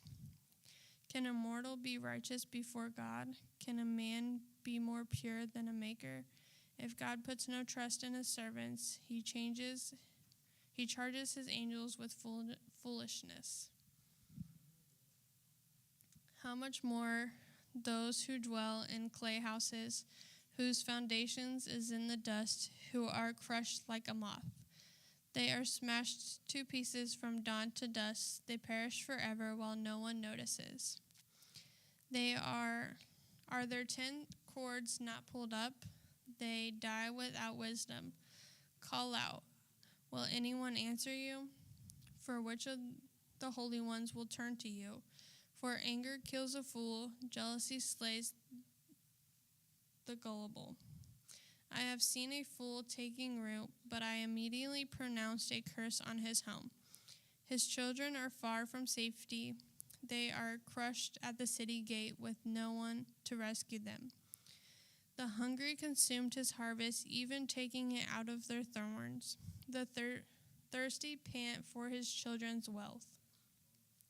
For distress does not grow on the soil, and trouble does not sprout from the ground.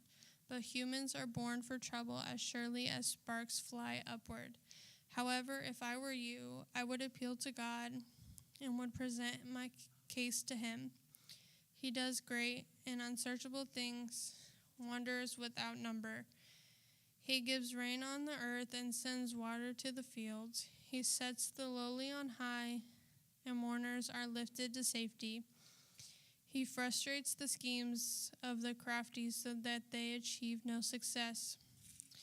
He traps the wise in their craftiness so that the plans of deceptive are quickly brought to an end. They encounter darkness by day, and they grope at noon as if it were night. He saves the needy from their sharp words and from the clutches of the powerful. So the poor have hope, and justice shuts its mouth. See how happy is the person who God corrects, so do not reject the discipline of the Almighty. For his wounds have also bandages he strikes, but his hands also heal. He will rescue you from 6 calamities. No harm will touch you in 7. In famine he will redeem you from death, and in the battle from the power of the sword. You will be safe from slander, and do not fear destruction when it comes. You will laugh at destruction and hunger and fear when the land's wild creatures. For you will have a covenant with the stones of the field, and the wild animals will be at peace with you.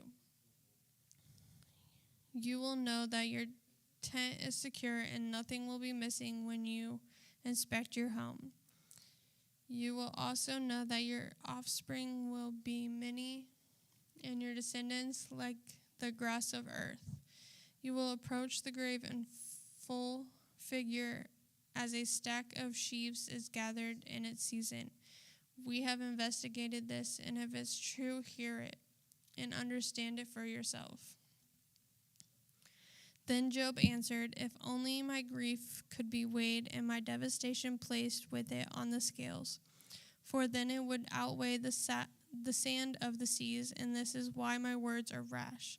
Surely the arrows of the Almighty have pierced me. The Spirit drinks their poison.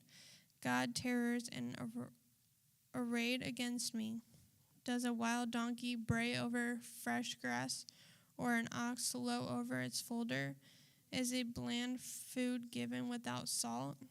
Is there flavor in an egg white?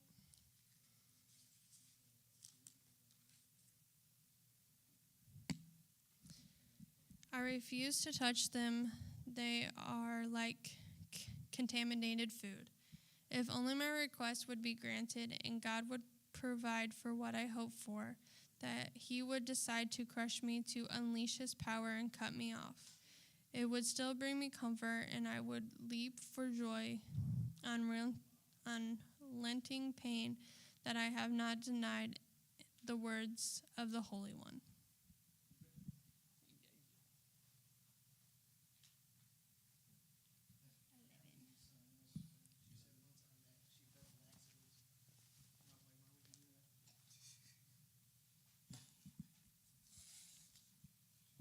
All right, brothers, thank you so much. God be with you. We'll see you later. Thank you for coming to read.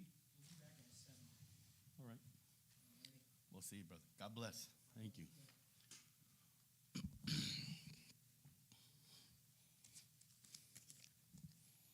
What strength do I have that I should continue to hope?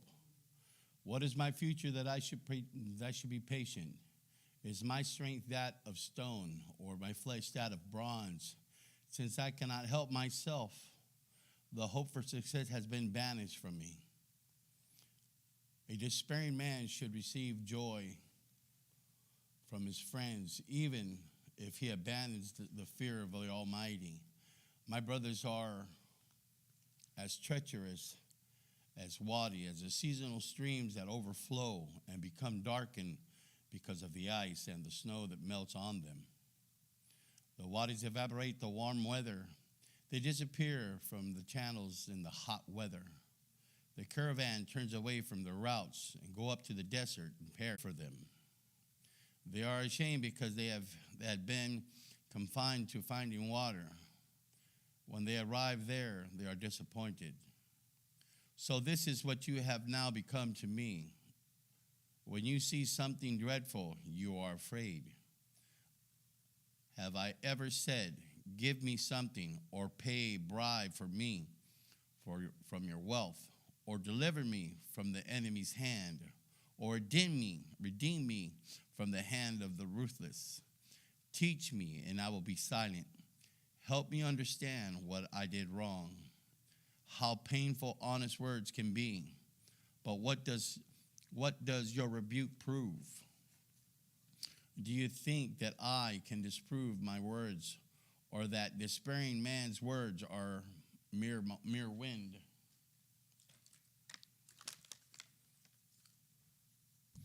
No doubt you've cast lots of fatherless child to negotiate a price to sell your friend. But now, please look at me. I will not lie to your face. Reconsider, don't be unjust.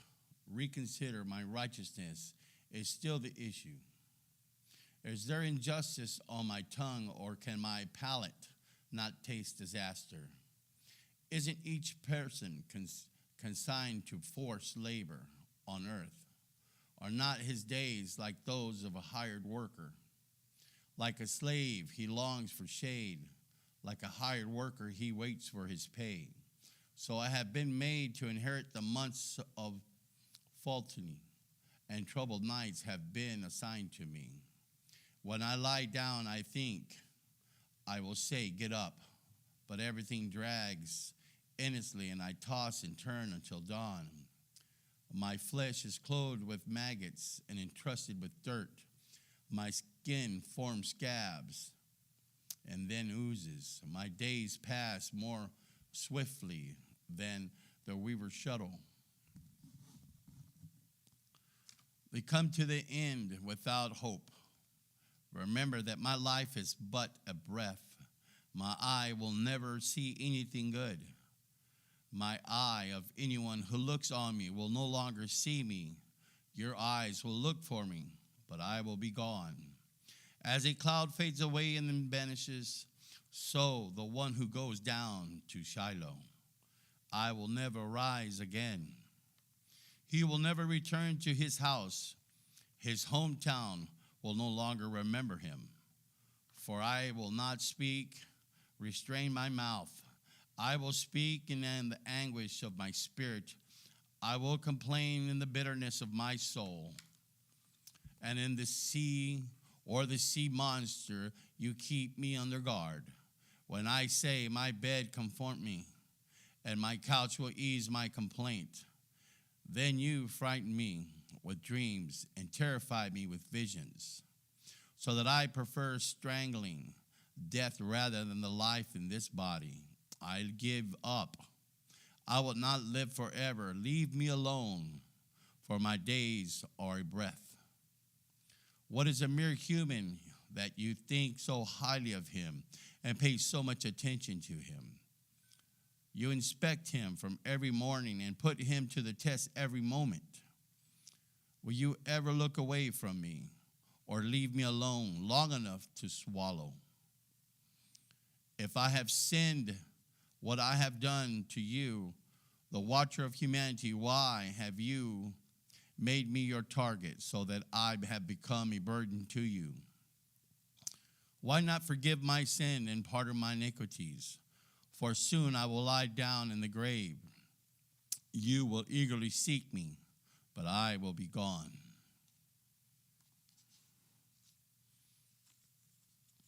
Then Bildad, the Shunammite, replied, how long will you go on saying these things? Your words are a blast of wind. Does God pervert justice? Does the Almighty pervert what is right? Since your children sinned against him, he gave them over to the rebellion. But if their earnestly seek God and ask the Almighty for mercy, if you're pure and upright, then he will move even now on your behalf and restore the home where your righteousness dwells. Even if your beginnings were modest, your final days will be full of prosperity. For ask the previous generation and pay attention to what their ancestors discovered. Since we were born only yesterday and know nothing, our days on earth are but a shadow. They will not teach us and tell you to speak for their understanding. Does papyrus grow where there is no marsh? Do reeds flourish without water? While still uncut shoots, they would dry up quicker than any other plant. Such is the destiny of all who forget God. The hope of godliness will perish. His source of confidence is fragile. What he trusts in his spider web. He leans on the web but doesn't stand firm. He grabs it, but it does not hold him. He is well-watered plant in the sunshine. He shoots and spreads out over the garden. His roots are intertwined around a pile of rocks. He looks for a home among the stones. If he is uprooted from his place, it will deny knowing him, saying, I never saw you. Surely this joy is his way of life, yet others will sprout from the dust. Look, God does not reject a person of integrity, and he will not support the evildoers. He will yet fill your mouth with laughter and your lips with shout of joy. Your enemies will be clothed with shame. The tent of the wicked will no longer exist. Job's reply to Bildad, chapter 9. Then Job answered, yes, I know what you said is true, but now can a person be justified before God? If one wanted to take him out to court, he could not answer God once in 1,000 times. God is wise and all-powerful, who has opposed him and come out to unharmed. He removes mountains without their knowledge, overturning them in his anger. He shakes the earth from its place so its pillars tremble. He commands the sun to shine, distills the salt of stars. He alone stretches out the heavens and threads on the waves of the sea. He makes the stars, the Bear, the Orion, the Pleiades, and the constellations of the southern skies. He does great unchargeable things with wonders without numbers.